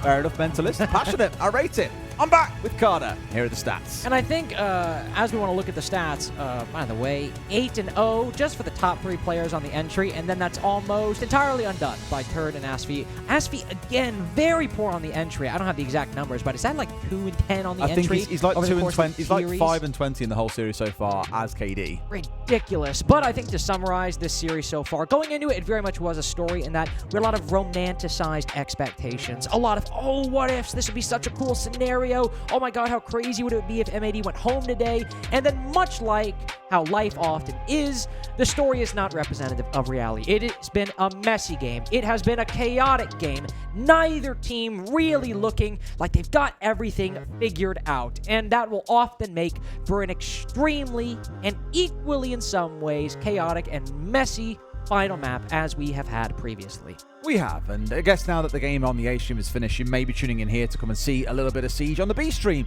It has been a testing series, is the best way I can describe it. We've seen a lot of mistakes, we've seen some high moments, no doubt, but it has been one of the messier games that we've seen at the competition so far, and my fear for both of these teams going into tomorrow is they're up against teams that, I mean, one coming up against VP, one against Liquid. I'd rather face Liquid, given Liquid themselves aren't doing too hard at the minute, but they've just come off the back of a great game against W7M as well. So I don't fancy playing either team right now, and I think with how both teams have played so far today, it will not be enough to unseat either of those teams tomorrow. If you're M80 going into tomorrow, win or lose, you're at risk of facing what could be just, cool. Nesk decided to drop 40 kills on us today. Isn't that great? Oh, Paulo. As he does. Paulo decided to drop 50. Super cool. Or if you're Bleed and don't fix a lot of those sloppy mistakes you might have been making today, or you're just playing a very slow game, VP, who don't really ever second guess themselves or the strategy, will eat you for breakfast. So both of these teams in this final map could be in some ways a foreshadowing of what could come tomorrow, what might happen if this same performance faces some of either the best teams in the group in VP or a very storied opponent in Liquid.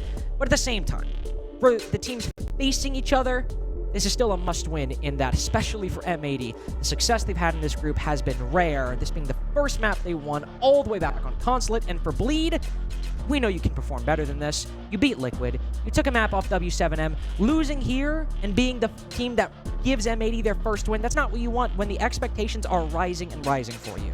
I think what's really exciting about coming into tomorrow in general, not just for these two teams, but overall, is every single group has got an elimination game tomorrow. So every game counts for something tomorrow, whether it's G2 and DZ fighting over #1 spot in their group, whether it's FearX and GK fighting over elimination, whether it's these two teams deciding who goes home and who could well punch their way up into second place in the group. It's still all to play for, which makes for a really exciting tournament. But here we go with Chalet. In terms of predictions, you have mainly stayed with your boys in M80. There's been a little bit of a slip back towards Bleed. It's essentially the same numbers at the first map, just flipped. It was 54 Bleed, 46 M80. Now, after the slight uptick in map 2, we've gone back to those same numbers, but now flip-flopped. Many of you still believe M80 have it in them to win this. And to be fair, they were the ones that had the more dominant victory in the series so far. A game on Consulate that, frankly, it's at most times, especially on M80's attacking half, didn't look particularly close. So starting this ban phase, I was about to say, please, let's see it. I want to see it. We've called for it because M80 did terrorize Bleed with it on the first map, but nope. It's straight onto the KB. I mean, okay, fine. We've seen the KB used quite a lot in the last map as well, and a lot of teams have been banning her away. It is frustrating to play against her, so I'm not at all surprised. The Soul is also going to follow. Saw Iconic running around a little bit on that back on the first map, so again, not horribly surprised to see it taken away here. Do we see an Azami ban as our last one? No, it's going to be the Kaid once again. I imagine actually it's probably one of our higher band operators in the competition. A good number of teams taking it away. Yeah, Kaid on just certain specific maps, I mean, Oregon, as we just saw especially, he can be such a powerful operator, denying the ability to go through those hatches at the time that you want. Have to use some secondary EMPs, use some primary EMPs if Thatcher is up. It's a bit of a problem, but I am a little worried because I get not wanting to play the Monty. He's very frustrating. I understand. But when M80, at least domestically in North America, and guys, I don't know if you're aware, but M80's domestic performance has actually been a lot better than their international performance. But when they were doing very well domestically, it was a lot of the time when Ying was up, and when Monty was up, to be fair, but especially when that Ying was up. They were one of those teams that often relied the most on those big, crazy operators, and leaving the Ying in their hands is a bit of a threat. We will, unfortunately, have a rehost, as these things often happen when we get late at night. Yeah. In the hour of the wolf. We walked back out there in the break into the talent green room and just saw that the other game was coming to a close, and I was like, I swear this stream was like an hour behind ours earlier, and now we're a whole map behind A. Been one hell of a catch-up by the A stream. I guess in case you missed it, I imagine you are here again, still watching, because you've seen the conclusion of the A stream, or maybe you'll be watching on the A stream as we picture-in-picture the B stream, in which case, hello, not the desk still wrapping things up. But over there, it was a 2-0 to Sonics over Fury, so quite a dominant performance by the North American side. Not quite been the case here. M80, again, although they've shown moments of strength, definitely lots of avenues for weakness being shown to Bleed, who have capitalized and brought us to where we are now. Also, for just quick aside about Sonics, Bleed that also unequivocally secures their spot as first in the group without dropping a single map. I believe that's correct. 8-0, because they 2-0'd Los, the biggest, in my opinion, the biggest competition. Then they played Fury, 2-0'd them today. Played Scars, very close, but still 2-0'd them as well. Looked. They are on 16 points, and Los are next with 7. Hey, and you know what? Sonics were in this exact position last year when they were in that group with M&M. Then Sonics went out very quickly, so this does not mean that Sonics will go very far in the bracket, but with this new squad, I'm quite confident in their performance. Quite the opposite, unfortunately, in M80, who are still looking to this series to really prove, hey, guys, we still have it. I promise we've still got something in us if Atlanta and Copenhagen were very big disappointments. Does mean, of course, because as you said earlier, Dairy, because, you know, Bleed, does he call you Dare? He goes, Dare! And I'm just like, what are you doing? I didn't know you guys were cool like that. Yeah, sometimes. He drops off the Y? Parker's just a strange guy. He's a bit strange, isn't he? He just comes out with it sometimes. He just comes out with his long hair and his band t-shirt like, hey guys, I'm having a great time. I'm gonna play League of Legends. Yes. Yes. Anybody got Helldivers 2 running? Al just disappears and then comes back halfway through the day like, hey, how's it going? Hey guys, I took a nap. Yeah. That's him. Shout out. We love Parker. We do love Parker. We don't love tech pauses, but that hopefully should go out the way soon. All the teams are back in lobby in the right order. We should be able to get things back underway relatively soon. We'll keep you in the loop.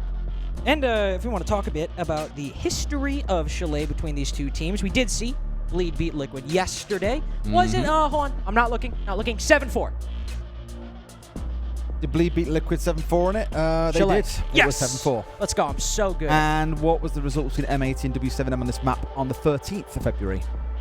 On the 13th of February? 3 days ago. Oh, I thought you meant last year. No. You said 13th of February. I was like, oh. 3 days ago then. I don't All right, know. well, we'll say 3 days ago. Forget about 8-6. 13th of Feb. It was to who? Not M80 because they haven't won a map, There you Des. go. Your memory's... See, the thing is... Trick question. You're young. Your memory's good. Mine's terrible. I actually have... That's why I have to write things down. Well, I have a very weird memory. And, like, I've noticed that if I have to, like, force myself to be present in the moment sometimes because I'll just kind of retreat into the recesses of my brain. And I'll, like, start zoning out, having my own thoughts. And then, like, you know, my lovely partner will say something to me and I'll be like, I swear to God, I was trying to pay attention, but I don't know what you just said. I think that's for people trying to ignore you, Carter, to be honest. No, don't say that about my partner. What? Yeah, I'm sorry, man. It's everyone. She comes home from a long day at work, working like, I don't know, like a real 9 to 5, and I'm just sitting there like, yeah, you know, I made some TikToks today, played with the cat, went grocery shopping. It was a great day. How was your day? And she's that- like, you know what? I'm stressed and now I've come home to you. And she's like, yeah, you know, it was a super great day with 6 30-minute-long meetings, projects looming over my head, but I'm glad your TikTok about, I don't know, cons playing Fenrir on Consulate was a bit easier than normal. You ever feel guilty? I don't feel guilty whatsoever. See, I'd feel guilty if I didn't do a lot at home to make her life easier to, like, if I didn't cook or, like, clean around the house or did my fair share, I'd feel guilty, but I don't because we share. Because partners are meant to split things 50-50 and complement each other. That's real love. 2 days late for that conversation. Valentine's was on Wednesday. Yeah, and I was in Brazil for it. So I wrote Trust it to me. I wrote it to her all in a card I gave a week ago. I think every person that works SI each year knows that playing staff partners are always like, well, you just make it up to me, and it's like, okay, okay. You know what? I'm even gonna say I wrote her a poem. That's a very cute card. Was it anything nice that you want to share? It was a haiku, and I don't remember what it said. I didn't memorize it. Your memory's not quite that good. No, it's not that good. Lovely. How All long right, is siege between then? Chalet, we are ready to go. Here we go with Dining and Kitchen to start things off. M80 on the defense, Bleed on the attack. As we've remarked several times, if you've been with us since the start of this series, it hasn't been the cleanest series between these two teams. It has been scrappy, it has been full of mistakes, it's been full of sharp moments. How you want to take that is entirely up to you. I'm just hoping that on Chalet we get an epic conclusion to it to really set the stakes for tomorrow. As we've remarked, if this had been a 2-0 to Bleed, it could have been M80 being the first team to go home. Tomorrow they will still get to face off against Liquid, and that will be what ultimately decides their fates. Right now, it's just a contest to see who's the better team. Who can manage the best, executes the best defenses, or at least the most passable ones, depending on the trajectory this game could possibly take. Will be a roam on the top floor, as you often have on that kitchen dining defense. Yaga pushed very far up inside of office, alongside Spoit inside of piano. Sometimes you will have the Azami playing inside over by library to try and hold mezzanine. This time, M80 pulled a bit farther back. Bleed right now striking at the heart, the very heart of the defense, with some of these Rotero drones flying in to clear out some of that utility inside of the site. It gets a similar feeling to back on map 1 here, where for the most part, M80 are kind of waiting to see if Bleed do something. Admittedly, that started on their attack back on Consulate, where M80 were pushing to an area of the map and think, okay, what's the response? And there wouldn't be one. They'd step forward into the 10 steps. There still wouldn't be one. And that often was the case also on the flip side of things, when it was M80 more in control on the attacking side. They just weren't really willing to push into them all that much. But here at the very least, Lead, it feels, have got themselves set up. They've got a player on double window. They've got some solar control coming on through. Just need to complete that and get someone on towards piano window. And as I say that, we're just going to see Hoven drop out onto that side of things now. So they've got themselves surrounding the site the way they need to be. And now it's about pulling that trigger. And what's going to be a big decider for how this map will go, what will influence the flow of it, is going to be how in sync the team are when they pull the trigger. Here we go. That's part of the reason I love Chalet. You can see, because of how small the map is, all the pieces sort of working together at once, or being very disjointed, depending on what happens. Mentalist at least starts out with the kill onto the Spoit. Yep, I was about to say, sitting on the bedroom window, able to find that first one. Such a powerful angle to cut the top floor in half and make those roamers' jobs very, very difficult. It also means Gomez stuck on one side, Yaga stuck on the other. Mentalist and Reaps are just cutting the top floor into segments at the moment. Yaga feels a bit of freedom and a bit of a necessity to try to get aggressive on that player, playing outside the bathroom window, going for gunfight, peek after peek after peek. But in the process, he's ceded the top floor to Bleed. So while Yaga is on the other side, you have to rotate back down because Bleed can get full vertical control. A little bit pokey so far from Bleed, got rid of those two players, and they've just kind of tried to find something else. It feels like M80 have backed off and really given them the ground that they want. Diaz almost going down here, but keeping himself in one piece, and the vertical finds him. The wall blasts through, not just the bullet blast, not just the wall, but also his skull. Hoven into another, Yog down to the last man, and a good convincing attack from Bleed, and I'm delighted to be able to say that sentence. Reap's getting up out of his chair to start out in round one, yelling at M80. Very excited. The confidence is very much back. And yeah, that was probably one of the best attacks we've seen from Bleed throughout the entirety of the series. I would say it was the best, actually. Yes. You know what? I'm glad you said that. I honestly equivocated as it was coming out of my mouth. I was like, I don't know if I want to say it was the best. I'll back you on that. Thank you. I appreciate that. And you know what? Let's talk about why it was so good. Because you have those two players over by Solar, you have Hoven playing over by Piano, and we're really missing only one thing. And Mentalist is right there because he rotates over to the bedroom window, and you have all the positions you really could hope for on that top floor if you're going for a Solar-sided take. They find the picks as they force M80 to rotate and move around, make them uncomfortable, make it a 5v3. They immediately move in once they realize that Yaga has vacated the area. It was a textbook clear on the kitchen dining bomb site. Maybe you could say all of that did happen really with about 30 seconds left, or the tail end of that happened at 30 seconds left. You know what? That was a solid 8 out of 10 round, and I'm not going to sit here complaining and haggling over an extra point or two. Or getting themselves set up then for a bar gaming defense, which no doubt means an extension up to the top floor. Library going to be a big point to hold. But then equally, M80 has spread quite a few players up towards this Solar side of things too, and have got themselves a couple of rotations opened up. They've got frost mats down as well. They're working on all sorts of wonderful things.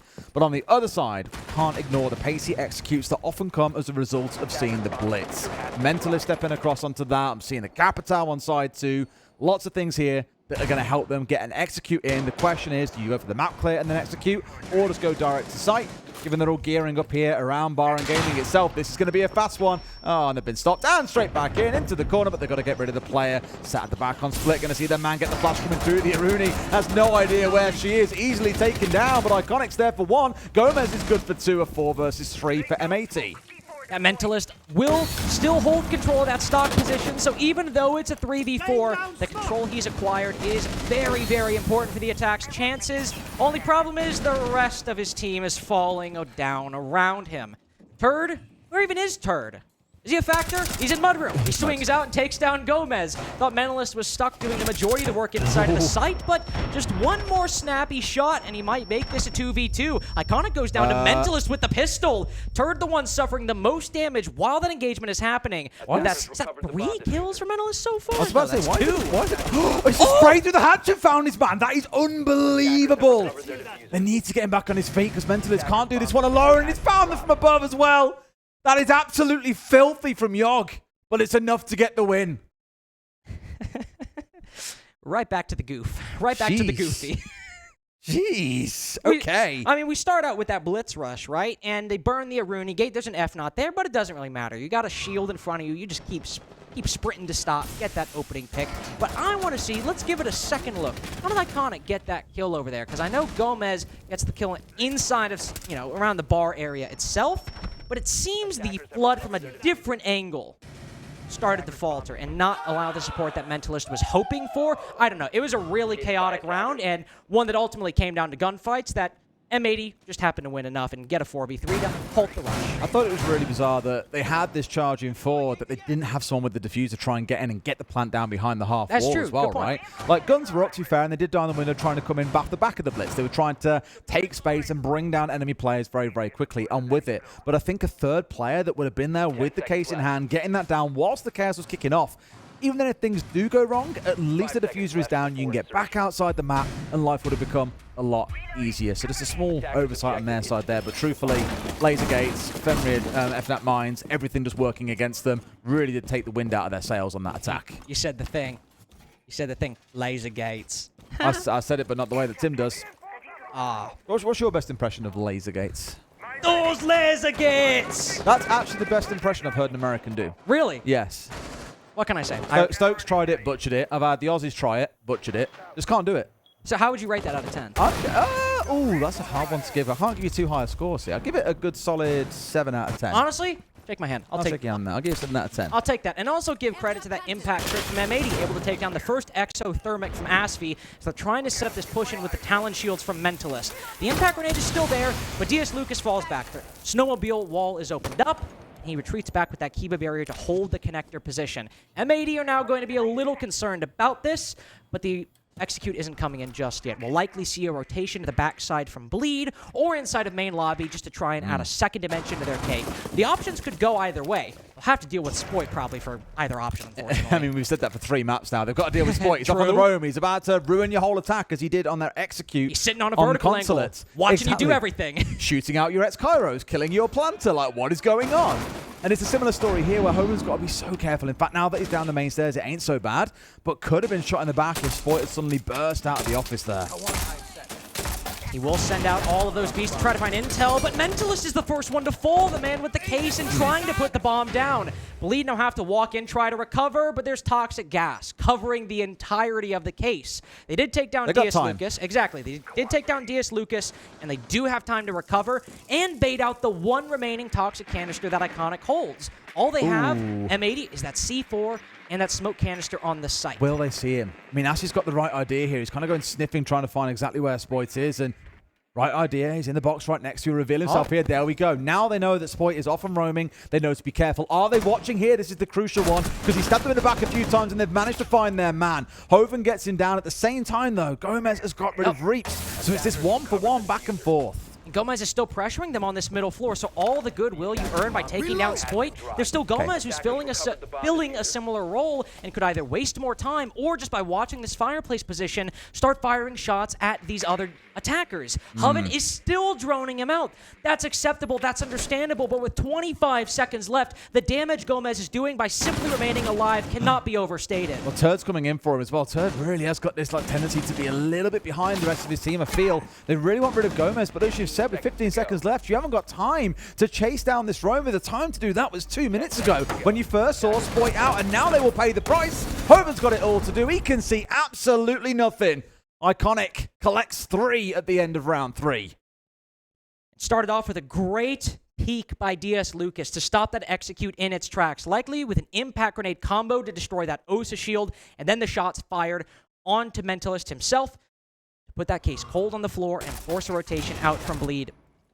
And then at that point, it's just these two roamers, Spoit and Gomez after him, able to stay alive for as long as they did, force Bleed's hand to say, okay, you want to push? Well, we'll just be behind you and potentially flank you if you don't. But if you do push us, you better do it quick enough, or else you have no time to execute. It's a catch-22 for Bleed that often the best teams can still find themselves unable to remove themselves from. And in this particular case, it just happened to be Bleed to be the next victim of it. I see the same 3 sites played and rotated out once again. Then it's going to be kitchen and dining in round 4 as we step into the second quarter of this game.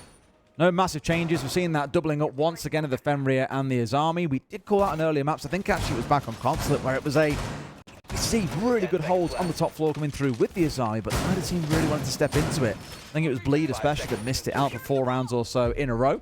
Whereas here, we've seen both DS and Spoit bringing it along relatively consistently. Fenrir, I think, has been the staple of this series in terms of frustration, though. Time and time again, we've just seen rushes or pushes completely neutered by the presence of those mines. I was about to say, how many times have we cut to, like, the first guy into the breach? And he sees nothing. Yeah, whatever team, and then it's like, oh, sweet, the purple haze has decided to come and claim its next victim. It's a very, very annoying gadget to try to work around, and perfectly understandable why both M80 and Bleed have wanted to bring it as much as they have. Spoit keeping those 3 Kiva barriers perpetually charging as well. Of course, he should use it behind the piano, but also in this position, that's the main one he needs. He can use the rest to clog up bathroom window, clog up piano window, and make the players sitting outside on exterior angles, which, you remember, was the undoing for Is this that- defense in the previous setup. I get the sense that wasn't intentional because now he's blocked his own line of sight downstairs with that.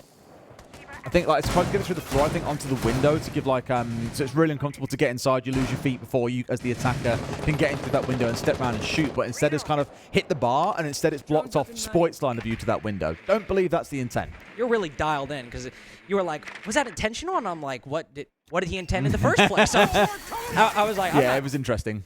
Interesting indeed. Classic caster word, interesting. Haven't had that debate yet in this competition. Yeah, we usually say that word when nothing is really happening. That's but it. That actually was intriguing right there. Now, intriguing is a good word for it. Interesting you can use in a good or a bad context, though, and it's kind of a very cop-out word. If you don't want to upset anyone, you just say interesting.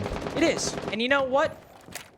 I don't have a very good segue. As for you're trying to open up the bedroom wall and dining wall, as you often do on an execute like this, they don't have the OSA like you sometimes see to go for that execute inside of dining, which, of course, clearing upstairs is important, but now it becomes even a little more so, and that is just not where Bleed are succeeding this round, which is so strange, Des, because that's their biggest selling point last time, and it's not even a factor here. Are we really just going to go for a trophy flood? I've just spotted a rat in the basement, and I'm a little bit worried that Iconic might come and stab them up the back of Blue if they're not too careful. Got himself up top stairs here as well. In fact, 3 of them potentially swinging around for a retake on towards Mez. They managed to get the breach opened up, but I think with this retake, suddenly you drop in behind them 3 players, and suddenly Diffuser goes down inside Fireplace. You can see Asfi here has actually just gone for it and legged it by the looks of it in towards site. They've realized that everyone's away, so as M80 have set up for a retake, essentially, Bleed have just said, fine, we'll just go and hit site. We can't see you. They're in and making this happen, but be careful for the retake. And DS Lucas not able to find one. That's Yaga and Iconic with the bulk of the action. Reap does eventually find Iconic. Still only a 2v3, though.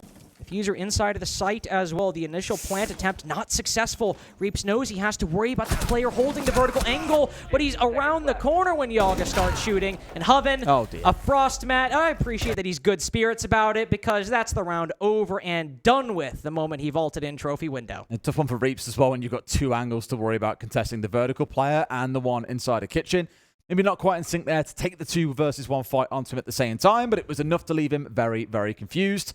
M80 move up 3-1, and for a second I was a little bit concerned because, as mentioned, 3 players of M80 flooded in through jungle on towards Mez, and I thought this is great if you get Asfi here. Diffuser's down inside a Fireplace, and they've got to suddenly fight to retake this ground back from M80. They've already worked to take, but the time was a little bit off. Either way, M80, really good hold. Crush Bleed on their pushing towards site, and have got themselves a decent advantage 3-1.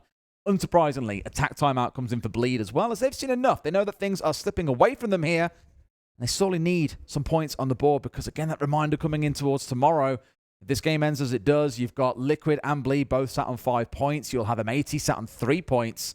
Those series tomorrow will determine who stays and who goes home. So if you're a fan of Chaos and, the match tomorrow being extremely important instead of just run-of-the-mill important, you're hoping for that outcome. You want the Group C to really be the group of Chaos. Or you want to see Bleed channel more of that round 1 momentum. Let's see if Julio is able to talk some sense into the lads over on Bleed. Hearing in America say the word lads, it sounds really strange. If you want to see Julio really hype up these lads. Do you ever say lads in like day-to-day life when referring to your friends or anything? No, not in day-to-day life, but I don't really use lads as like, oh, I'm making fun of British people in it. No. I normally, I will sometimes use lads as almost like, I don't know how to describe it. I sometimes use it this way where I'm almost like, I want to say, like, you know, guys, but I'm almost like playing it up. I don't know how to describe when I use it, but I can think of the exact situations when I would. Fair enough. Interesting. We'll talk more about this later. I'll review your notes on this one. Little linguistic note. For sure. One thing I do want to reflect on for tomorrow, again, that you've got Liquid, Bleed, and M80 in this conversation. The problem is all 3 of those spots mean different things. You finish in 3rd place, so top out of the 3. You go into the upper bracket, you get the 2nd life. You finish 4th, you go straight into the lower bracket. You get no second chance here at SI. You finish 5th, you're out. They're all massive ramification positions to worry about, so that's why it's so interesting seeing how this one builds up. Third's going to start things out on with Iconic. That's the Valkyrie offline. All right, Third, we get it. We get it. We get it, bro. Jeez, this is just kind of excessive. Sheesh. It was an entire... it's Third. I'm not surprised. It's an entire pistol magazine into a dead body. Like, it's just... is not, it's not necessary, really. It's not, but It's he's not. going to do it anyway. It's his turn. Why not? Yeah, I mean, Valkyrie off What do line. I know? Iconic was one of the potential backstabbers in the last round as well, as he was moving his way through basement, as we saw Bleed getting set up on the ground floor. So Roma dealt with, where previously it's been Spoit, this time it was Iconic. and if you're talking about Spoit on that roam, He's still there. well, I was about to say he And is Yogg. still there, and Yogg, but Bleed look like they actually want to clear him. You have Mentalist on that bedroom position. You've got Reaps and Turds on that side of the map. Reaps down below to try to open up some angles or at least make these roamers uncomfortable. Bleed have had problems really identifying these roamers as threats when they end up Mentalist get him inevitably here. being them. But will he get them? Will they find them? Will they at least push them back? It seems that we're approaching that reality, and yes, there we go. Mentalist spots the rotation by Spoit through Office, cuts him down, and look at that. 5v2 now arrived for Bleed. 5v1 as Hoven catches Gomez on the rotate in front of the Office balcony window. Finally, some good team play. Like Bleed here have had two players sat. You had Hoven, you had Mentalist out on the east side of the map, one on double window, one out on Office balcony, and they've just waited for players to run into them, and that's been really forced by the players of Bleed. The others, Third less so, he was down in the basement, but looking in more towards Asfi, they were just pushing players downwards towards the rest of them and catching them as they rotated down. 3 players died that way. So whatever was said there during that timeout, it's kind of a, look guys, we know they like to play roaming. Let's go for the roamers. And there were 2 or 3 of them there for them to collect and hunt down, and they did it so well as a team. That probably builds on what we said about round 1, with it being one of the best attacks we've seen from Bleed all series long. Very convincing. High praise for them off the back of that one. M80, I think, didn't expect that level of team play and sophistication to come out of Bleed, given how the series has gone so far. Well, it's one of the biggest surprises we've seen from Bleed this tournament, and their performance in Atlanta, which was heavily reliant on individual skill, which it's weird because there were like 4 different players all relying on their own individual skill, and then Mentalist just trying to coordinate them to go one particular direction. But here there was a surprising level of coordination and team play, even in the maps they were losing against teams like W7M, but in the games they were winning against Liquid, as imperfect as that game was from both teams involved.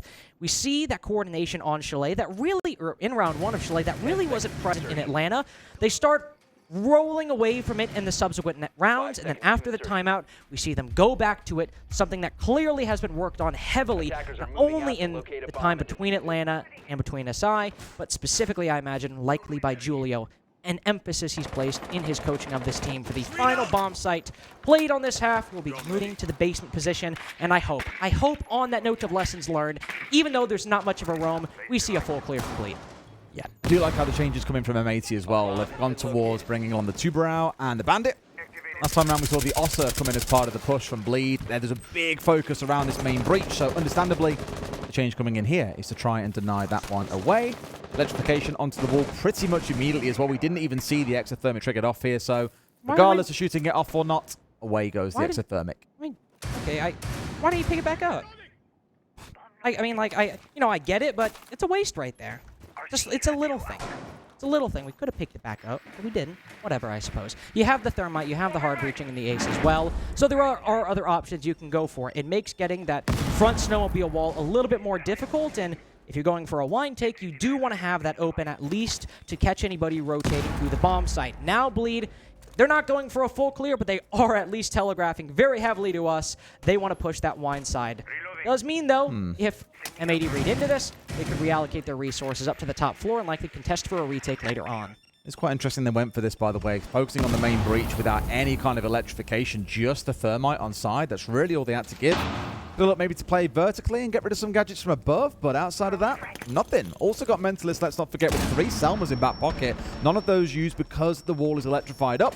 And at least for now, they have no way of getting rid. I was going to say you've got the IQ here with nades on side, and that would have done the job for them. But struggling here to get their way through this breach. I know the half the wall still opened up, but they want the next part open as well. But now at least M80 looking rather unbothered.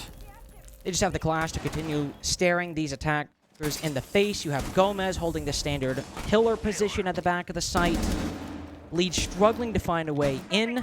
I have to imagine, as we see quite a few players on the site, and look at that, 1 player all the way up over by blue stairs. There is still flank potential on the cards for M80, but it might not even matter. Exactly. The breach is open, but there's nothing cleared. I was about to say, guess who's roaming again? Yeah. Spoit's still off and about around the map. Just doesn't want to be involved in these site executes at all. Gomez going to find one, and they're good for a second onto Asfi as he steps in, of course, being completely slowed down by the Clash. Wants to get something done here, but I don't think they'll give him room to. 2 quick kills come through. Reaps a Mentalist, sorry. Yogg sat inside a connector, able to give some assistance on towards Iconic. Gonna have to step through, getting shot up on this one. Almost gets away with it, but Reaps has got the cover. Asfi is on, I think, 1 HP. Enough of a shot would just take him out here. But instead, he's gonna get to complete, and they close the round out. So as much as M80 slowed down Bleed, when push came to shove, well, that was it. Bleed managed to get 2 rounds back off the back of a timeout. A 3-3 half comes through and sets us up for what is going to no doubt turn out to be a very close game. And I have to say, the fact that Bleed were able to pull that out with seemingly so little going their way. You have the breach closed on Snowmobile side because of the Tubarao used earlier on in the round. You have the Wine Wall open shore, and most importantly, probably you have Reaps holding control of that dining hatch, able to make sure that Mentalist, or Asfi later, going in for the plant is actually covered. But that was all they had. Split was still on the roam, so if he was going to be dealt with, it either had to be because he rotated back to the site or because somebody watching flank or Reaps himself shut him down. But the players inside the site were relatively unbothered. They had the Clash watching the breach. They had Gomez basically being the gun that the Clash can't hold. And without frag grenades, that's a very difficult situation to unpack. But Bleed just flood in, the gunfights go their way, and because they did take control of Dining Hatch early, they had a lot of time to perfect the very, very direct take they ended up going for. Always hate that. Just feel like you can get a drone and it just jumps away at the last second. Satisfying seeing it when the Mozzie Pest jumps straight onto a drone as it's trying to get away. Always fun saying, no you don't. This one here at least has to get shot out. Now, here is a change worth noting, I think, Carter. I'm liking seeing a fuse being brought along by Gomez. Great when trying to go vertically through the soft floor. No doubt that therefore they want control of Fireplace. Hoven is trying to get a little bit cheeky, and I'm always a little bit unsure about using operators like the Azami to go for those spawn peaks. Now you haven't got those keeper barriers that would have charged up throughout the round, which could well be the defining factor in how this plays out. Always struggling when you see 2 things. Will Mai die early, and an Azami die early. 2 operators with extremely powerful regenerative utility over the course of the round, and all that potential is cut short extremely quickly just by plays not working out like that. And an early advantage acquired for M80 as well. I'm interested to see what they do with that fuse. Oftentimes when you see this basement bomb site, you'll see players place those cluster charges on the heaven balcony, send those cluster charges onto the middle floor, and it basically opens up all of the floor on top of Snowmobile and Connector without all that much expenditure. They've seen Asfi here as well. And the question is, can they get rid of him? Probably wary more than anything else. Shots coming up towards window. You can see whoever's there on the rappel. Yogg, I think it is, backing away, expecting some kind of run out to come in, but no thing to follow through. Now not able to pick off the player inside a kitchen. It's going to be Turg getting rid of Diaz actually as well, straight into a 4v4. Able to bring that man count back. M80 push further into the top floor. Are we going to see this fuse get a chance to get used? I want to. I set it up, and I know exactly what they're going to use it for. There we go. Thank you. Send out the cluster charges. Open up 2 different columns of soft destruction and all that, and you still have 2 cluster charges left over. Bleed have also fully pulled back to the bottom floor, so M80 have first and second floor control, but will they do anything with it? I have to imagine Spoit, who has been consistently on defense and attack, looking to flank defenders from the side or get the backstab from behind, will try to move down one of these stairwells to make it work. Reaps tries to do the same with the flank up blue stairs, and despite the intel, does some damage with the Yaga, with an impact hucked up from the bottom of the staircase. Yeah, I really want to see Spoit get online in this game, to be fair. Out on the roam, he's been very passive as... You'd argue he tried to do the job of Aroma by trying to pull resources and time away from the rest of the team, especially the site itself, but for the most part, Bleed just ignored him. Here on the attacking side, it's a good chance for him to either A, be the Roma hunter himself on things like the Jackal, or B, actually get involved in the site, execute some plays themselves, and a chance to get himself on the board. Another 1-for-1 comes through, turned on for a second in the round as well, as the plant now starts going down. Gomez able to hopefully shut down anybody moving up past this connector, but one dodged him for just a second. Spoit still locking it down. Gomez with the second. Reaps has rotated up above. Nobody going for the plant. Spoit walks right into him. Gomez, can you get the plant down in time? No, Reaps just runs away. An absurd 1v3 that didn't even need to kill the last guy to make that work. Man, good question. Why do you stop that plant? Well, I doubt Reaps really cares what the answer is because he got a victory anyway. Yeah, that's a really hard kind of one of those 50-50 moments is, do I stick on the plant and let my only teammate push alone and try and win a 1 versus 1, after which I would surely die if he loses it? Or do I come off and we both go and fight him together? And in the moment, clearly they said, let's go fight, let's go kill, let's go fight. We know that he's close. And ultimately paid the price for that one. Just straight into a shotgun is not the dream. In fact, it was Gomez who got the counter spot as well. So arguably even worse. And Reap's good identification that he didn't need to stay close. Ow, my ears. Good identification, didn't have to try and stay close for that one. Just backed off and let the time run down to 0. Well, I think especially because you had Reaps retaking all of that vertical destruction that M80 used earlier on, and that's a round where M80, given the low time, were forced to go for a plant. It's a very understandable decision. One that doesn't end up working out, but that happens. Good plays can have bad results. Bad plays can have great ones. Just happens sometimes, especially when you have to make decisions with only a split second's worth of thought. Does give Bleed a solid defensive win as we move into round 8. Bleed are currently 1-0 on their defensive side. Move up to Master Bedroom and Office next. You know what I have been missing? I have been missing so far this game just a good solid library hold. We haven't seen much of the presence on that side of the map, I feel like. Not yet, no. Not really. Or, well, if there was, it's because, you know, Bleed rushed in and kind of... Yeah, there's been a Took the lot attention around away. Master and Office, right? I'm totally with you on that one. The only time was that rush that we saw. You're absolutely spot on.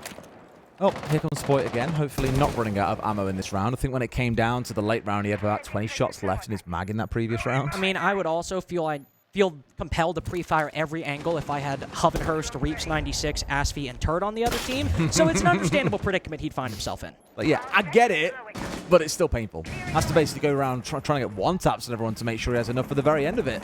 Obviously, it wasn't required towards the end. It did come down to a win to Bleed anyway. At least for now, they stand in the lead. Looks like it's going to be the Southside focus, as you mentioned. Already got Yogg inside the building and starting to work his way through, but knows full well members of Bleed are intending on slowing him down. I would love to know if they have thrown Turd out, because this is the rattiest thing I've seen all tournament. And you also have the classic duo. You've got the one guy ratting and the one guy shooting drones for him. And Yep. also, not just shooting drones for him. This is a very plausible setup. Oh, we got a guy behind his shield. We're very focused on him. Want to make sure we deal with him properly. You get out? How did that... How did that shield not... What? Don't ask. Okay, I'm just going to ignore it. Well, they didn't And drone Turd's got turn. away with one. Hey, that was a distraction for us, too. We're like, how did they not destroy that shield? Oh, they didn't drone Turd. A nice little pleasant surprise. They got rid of Buck as well, which is nice, because Gomez would have been getting underneath otherwise and opening that floor up below sight to help move the defenders around and manipulate and massage the defenders into the positions that the attackers wanted. That's no longer possible, and Turd has already got those Capcan traps down around the map. May well have lost the C4 in the process, but I think they'll take that one. Mentalist also now retreating with the, of course, expended usage of his Kiva barricades, but he has one inside of Office that gives him a very nice position to hold it down close quarters. The Echo just spraying through the wall won't find much, as that very Azami I mentioned is felled by DS Lucas. Iconic so close to a plant as it's taken a good portion of the round and dropping Gomez, but M80 have both reacquired the man advantage and moved right up to the door of the bomb site. Public enemy number 1 has to be Reaps, though, playing inside of Piano. Now that they've dealt with the player in Office, this is the remaining player who is stopping M80 from actually getting in a position to put that diffuser down. What about the timing here now? Reaps feeling a little bit threatened. Oh! Shotgun was at the ready, but Spoit had his number. Reaps also, well, Reaps is down. Sorry, Asfi extremely low at this point, so they've got a lot of work to do here to win against the remaining 4. M80 will take round 8. Up to 4-4 we go. And even though they did not drone Turd, even though they dropped the opening pick to that, they got the trade. And you know what? At the end of the day, that's what matters. If you have a redundancy built in, if you end up succumbing to not just a rat play, but a mistake in not fully checking the bushes, though maybe Turd had, I don't know, a ghillie suit on. Maybe he was well and truly invincible. You still have somebody right there around the corner to make it a 4v4, and then a 4v3 later, since they were able to find Mentalist inside of Office. In terms of progression across the map, it was actually quite a small take, just starting in Library and moving about one hallway in one room over. That took 2 minutes and 10 seconds, but if you're doing a Master Office Direct and you take down the player in Office, you take down the player in Library, and then you take down the player in Piano, that can be all you need, especially if you have the angles you want and the man advantage, which M80 had both. All right, so we saw this site earlier on at Baron Gaming. It was very much the rush-in that didn't quite go the way desired. Fuser was left outside. It turned into a bit of a scrap with all the FNAT mines scattered around, just blocking out vision for the majority of the attacking team, especially the Blitz that was spearheading the whole thing. However, can't ignore that there is something a little bit spicy coming in. Gomez on the Amaru. Not really a go-to site when you think of an Amaru, this one. However, still plenty of use cases I'm sure that they can dig up and put to good use. I still get a little bit of adrenaline every time I see an Amaru. Not specifically with a shotgun, G8 less so nowadays, but I always get excited because are they going to fly in a window, up a hatch? Are they just going to run around with a supernova and not even use the gadget? The world is their oyster in many ways, especially if you have someone who actually needs to play Hibana for the gadgetry and not for the shotgun in the case that Yaga is going for. It is their only source of hard breaching at the moment. First DE1D goes out. We're going to have a very large focus on library.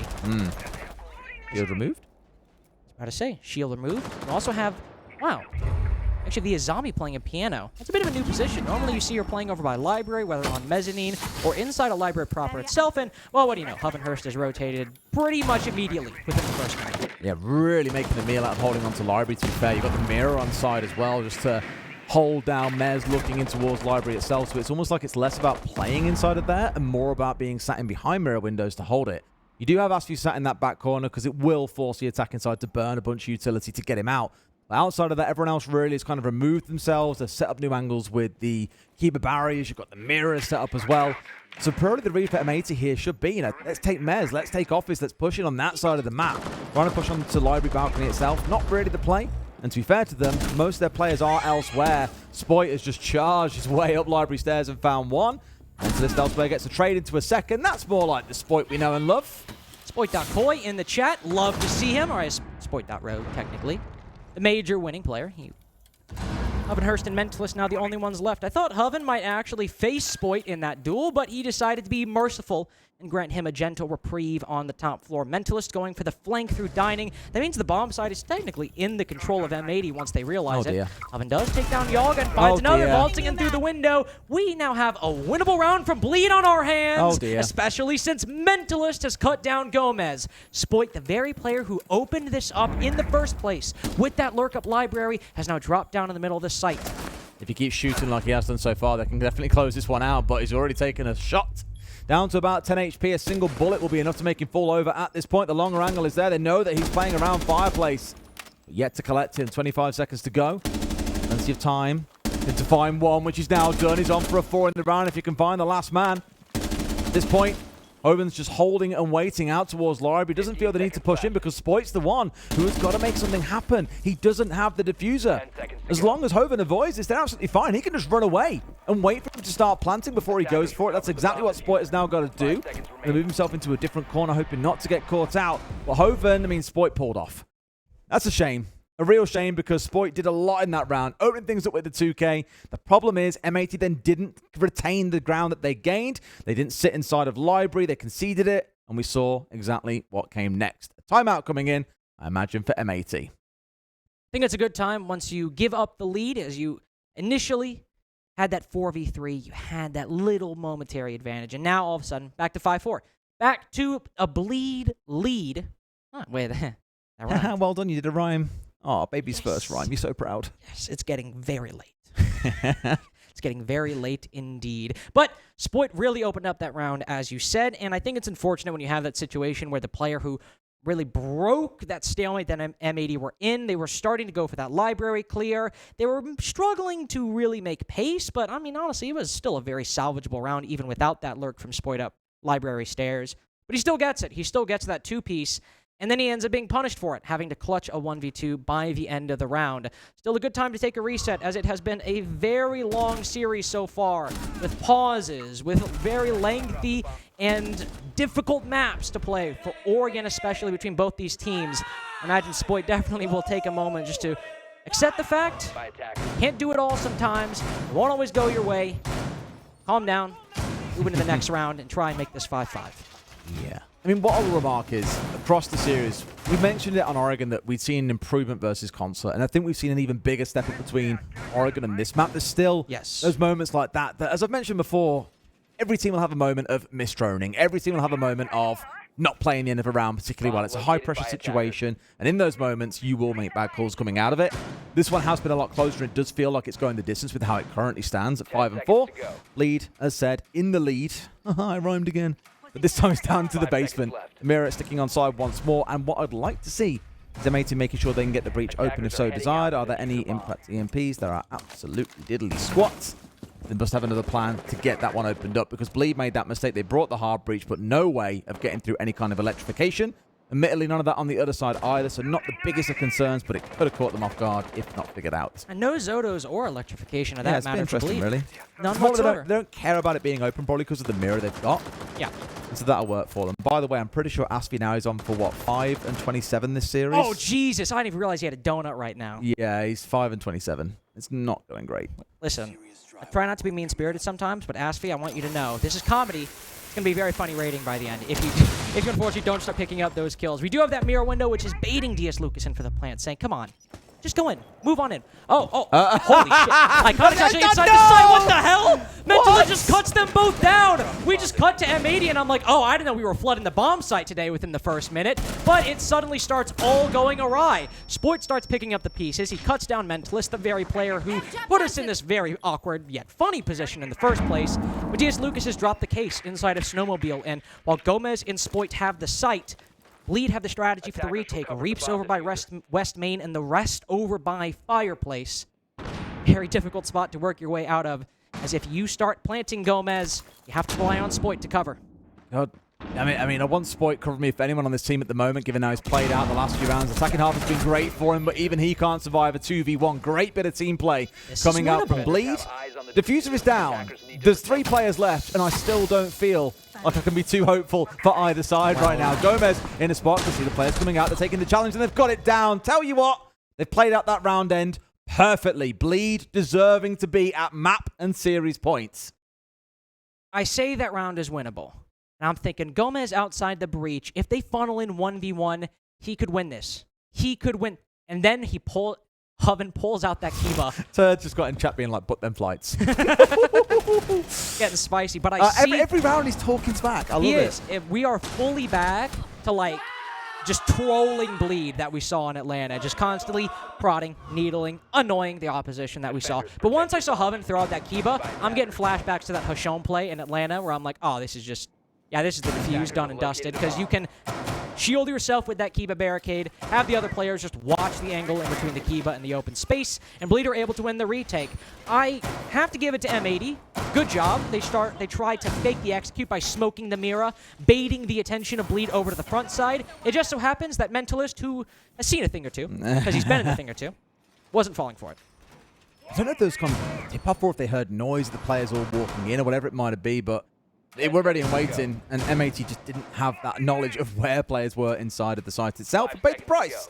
And as I said, they've got 2 chances now to bring this back, and that would still require a overtime here in map 3 for them to stay part of it. A reminder once again of the stakes. If M80 lose here, they have 1 point. Liquid and Bleed would be both on far higher. I think it's Liquid would be on 5 and Bleed would be on 7, so they can't catch them. It would all come down to that game against Liquid tomorrow, and M80 would have to win 2-0 to pick up 4 points and tie Liquid. They win the head-to-head because they'd have beaten Liquid, but it's just asking an awful lot. They could not drop a single map, and again, given how this series has gone, it feels like they will drop at least 1. It feels that way, and I think a team like M80, who I think maybe have started to let the pressure get to them over the course of this year, if you go into tomorrow knowing that you only have one map separating you and going home, and unfortunately, I don't want to be harsh, but capping a year of really well and truly unrealized potential and just very bad results for what this organization wants, it's not going to feel good having that pressure on your shoulders. You need to win these next 2 rounds to put yourself in at least better headspace going up against world-class players like Nesk and like Palu. Spoit does spot 1 for just a second. You want to avoid fighting those players under dire straits. Win your fights against these, and indeed Spoit can. 2 kills go his way. M80 hold on to their lead. Mentalist and Turd the only ones, as M80 have stormed and taken full control of the bomb site. Spoit is dragging his team through the second half. There is no other way of saying it. Round after round, whether it's the not even crouch walk, the sprint up library stairs on the Ash into a 3K. Yes, he lost that in the closing 1 versus 1. It's going to happen in this round here. 2 kills himself, giving his team that numbers advantage. He's the only player to go down, and they converted a 3rd off the back of it. Now they're going in for the plant, and it feels like Bleed. It's a real big fight back. Turd, you've talked a lot of smack in all chat, but can we do it in the server? Now's the time to show up. He's lost the opportunity to use any ad hoc vertical angles to deny that plant. This has to be a 2v4 in the post and make that a 1 HP 1v4 for Mentalist. Coming off the back of a 2K that got them to match point in the first place, I think even he recognizes with a smirk on his face that this is a little bit too unlikely given the low time remaining. So, barring any acts of God or massive throws by M80, we're at a 6-5 scoreline. Mentalist will take a small time. Hoven begs for the knife fight. I do appreciate that. But again, barring M80 bite. It's a 6-5 for technically Bleed, but M80 are just one round away from bringing us to overtime in our final map of both streams of Day 4 that could potentially change the very stakes M80 have going into their game against Liquid tomorrow. And yeah, don't get me wrong, if they win this series and pick up 3 points rather than just the 1, and becomes a little bit of a different conversation tomorrow. I think it gives them a little bit more breathing room. They could still win 2-1, for example. If they don't win this map, they have to win 2-0. That's how it stacks up. You see that?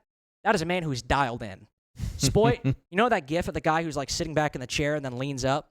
Spoit leaned up about halfway through this map. He has decided that he is not going home. He is not letting this year end in an early exit in the Six Invitational. So M80 will continue fighting in round 12. We go to Baron Games. And what a sight this was for Spoit in particular, Dez, because he single-handedly opened things up and then failed to clutch a 1v2. Not necessarily his fault, but still a round that he brought so much to, and yet somehow, even then, it still wasn't enough. I imagine this time round Bleed will be a little more conscious of library stairs. You'd hope. You'd hope. I'm not guaranteeing they will, but the Frost on side at least is an offer of protection at least coming on through. Definitely a fool me once situation, because if you lose to the library backstab again, we're in bad shape. Absolutely. Similar hold to the 4 actually coming in for this too.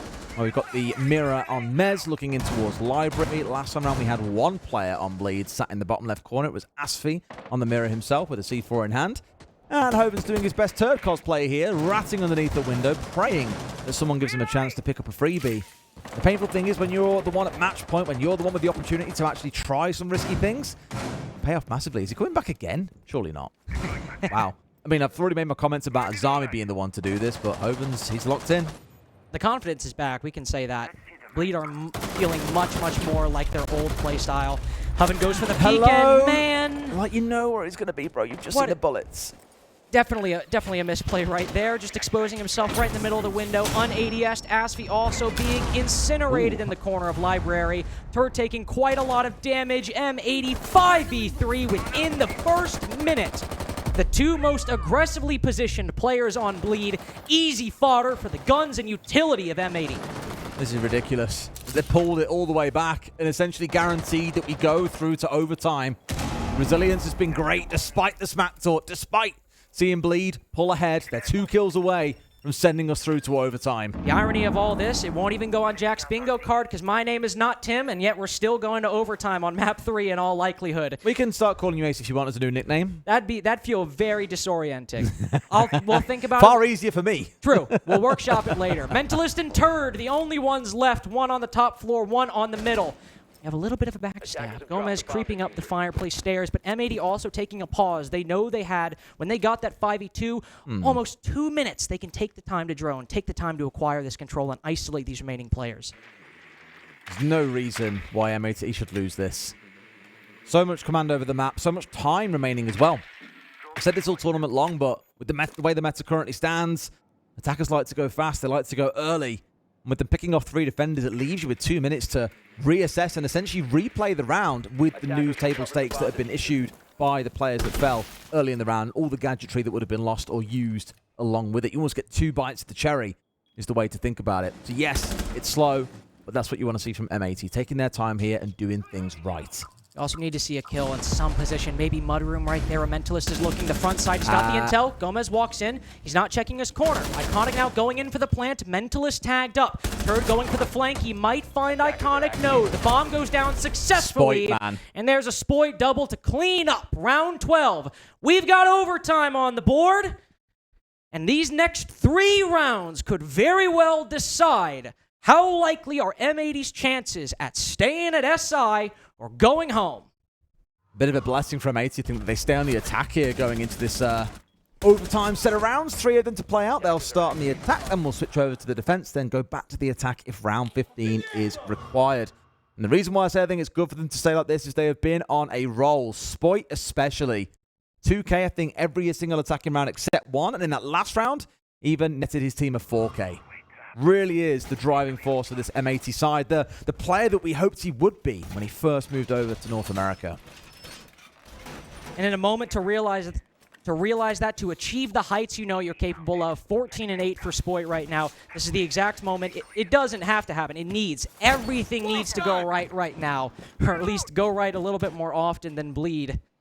We're defending now the bottom floor. Remember, M80 did attack this site before, and Mentalist on that Warden completely undid all of the efforts they had engaged at the beginning of the round.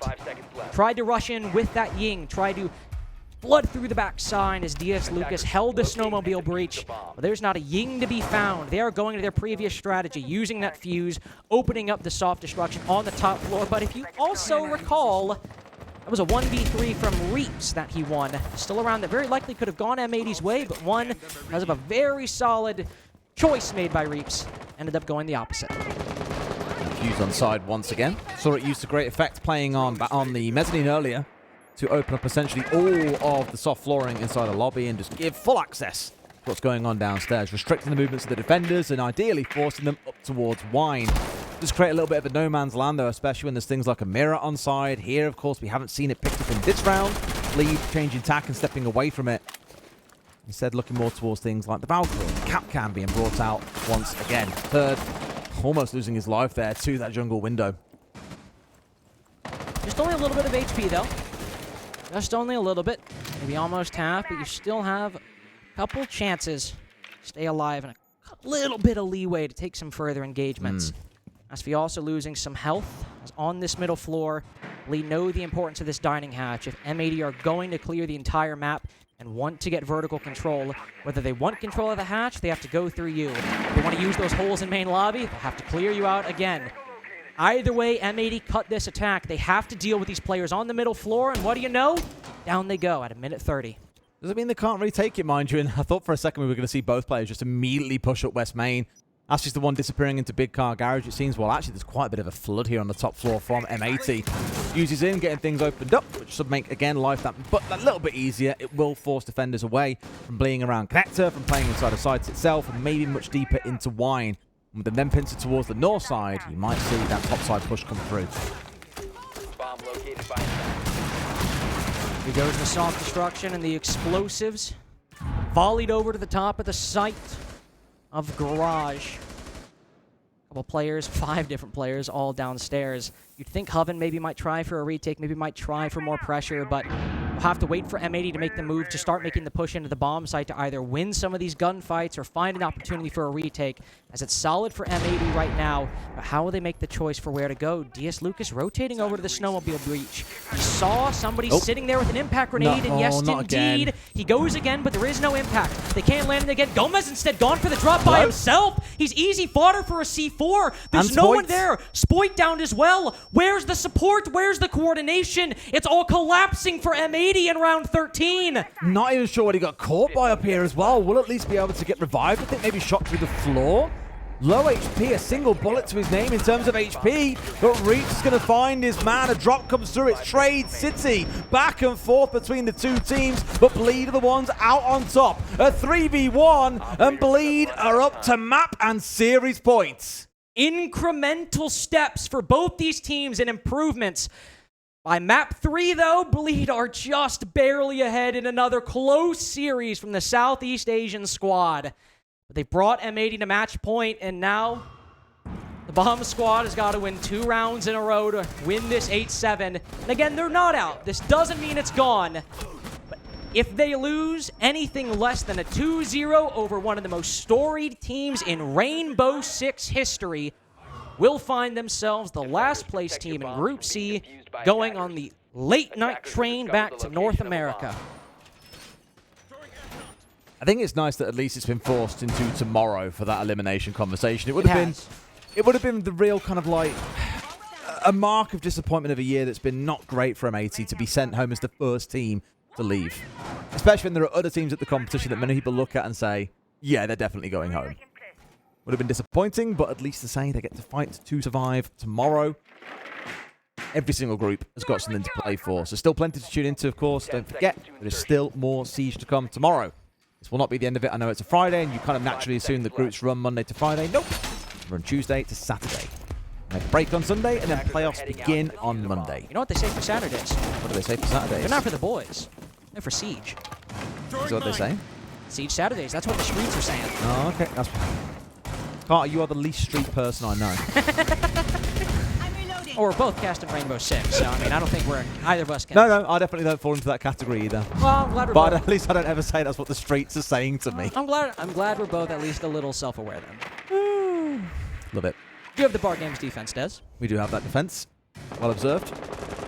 Talk to me about this Bar Games defense, Carter. Well, I will. We do have an Azami on the board, but it's not the one defending Mezzanine. It's instead Gomez on the Frost behind that deployable shield. Also see the Brava in play, hacking a lot of these electronics. This will make pushing into the bomb site later a lot easier as the Fenrir on the board has lost an F-Naught. We've also seen some of those Aruni gates go, but that's all stuff for later. We need to see Bleed make a little more progress earlier on and away from the site. Yaga knows rotating right now with that bedroom window is a little difficult. That's the benefit of Azami. He just keeps off that window, rotates across, and Reaps has to go chasing a fleeting Azami. Only has a couple more left in reserve, mind you, so you've got to make sure he's using the remaining ones sparingly. More for replacements, I imagine, than new setups in this case. But it's all about running the clock down. We're almost halfway through the round, and to this point, Bleed haven't got themselves tons of control on the southwest corner of the map. Still, the majority of their team hovering around Master and Office, pushing in through Kitchen. So it's now going to be when they meet this next line of resistance coming out from M80 that things are really going to start to get spicy. How they fight Gomez, how they fight Spoit, this could completely change what happens. If there is no comeback, if there is no force, M80 can hold fast without worrying too much. But if Bleed can find these two players, if they can take down Spoit and Gomez, it might not mean the round win, but they have a much greater chance. The utility clear starts coming in. Reaps has taken down one of those Kiva barricades. It can maybe start applying pressure onto Yaga on the library stairs. Spoit now starts retreating. M80 falling back, but Gomez still stands behind that shield on Mezzanine. Does.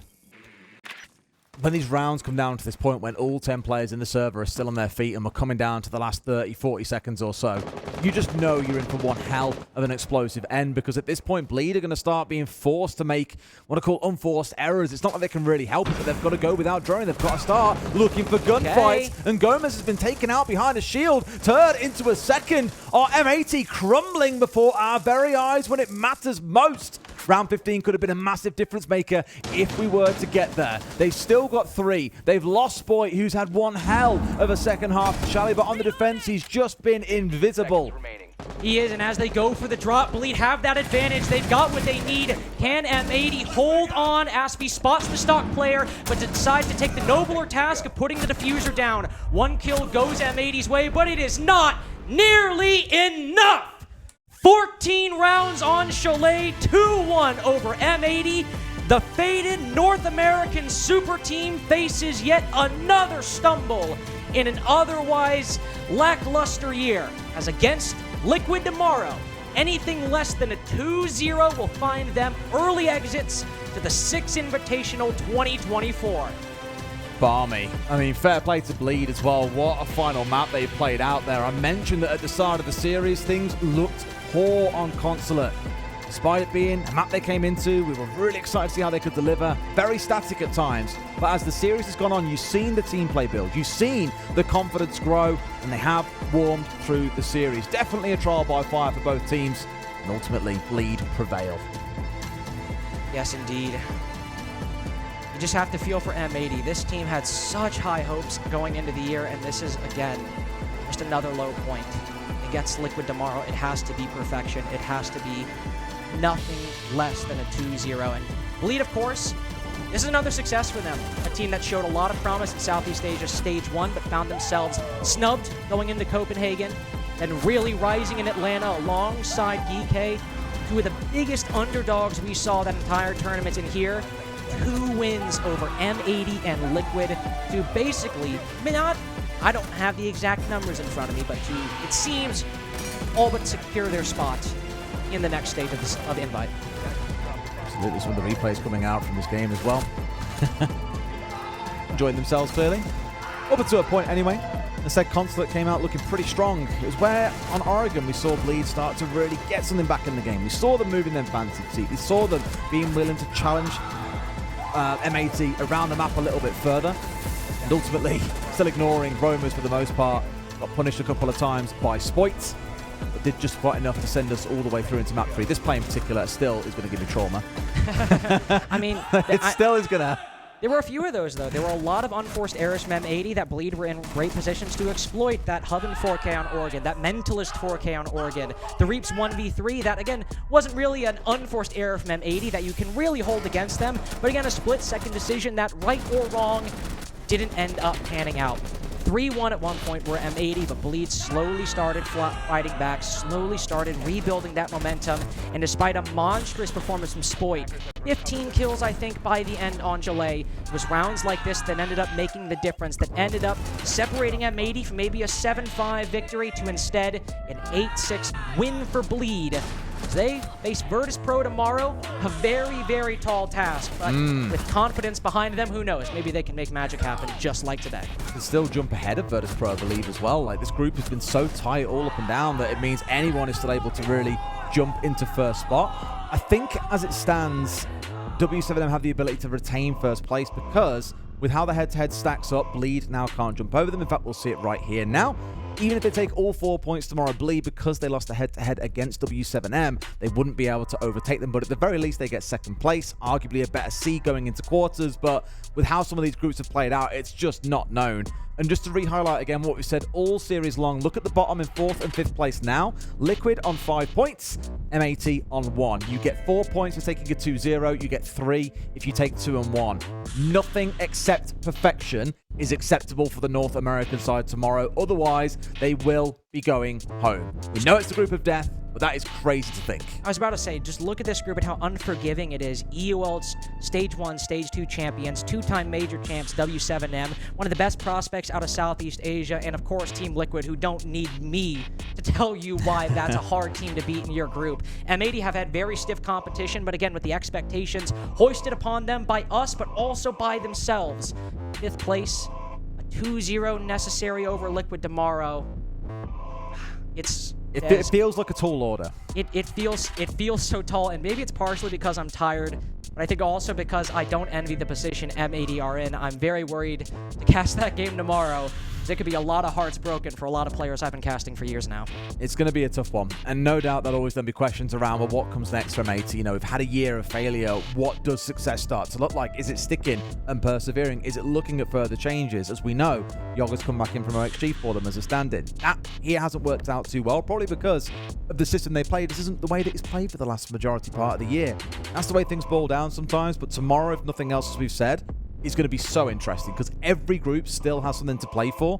In some cases, 2 things. It can be top spot, as I mentioned, G2 versus DZ. Winner of that game takes top in Group A. But at the other end of it, you've got GK versus FearX, and loser goes home.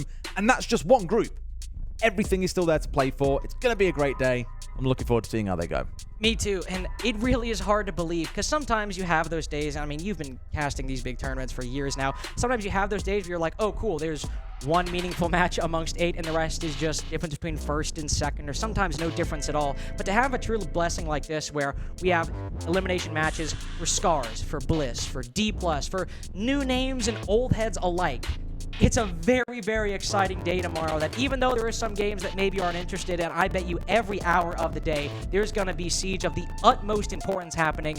We're still only in the group stage of the tournament. And Saturdays are for Siege, according to you. They are.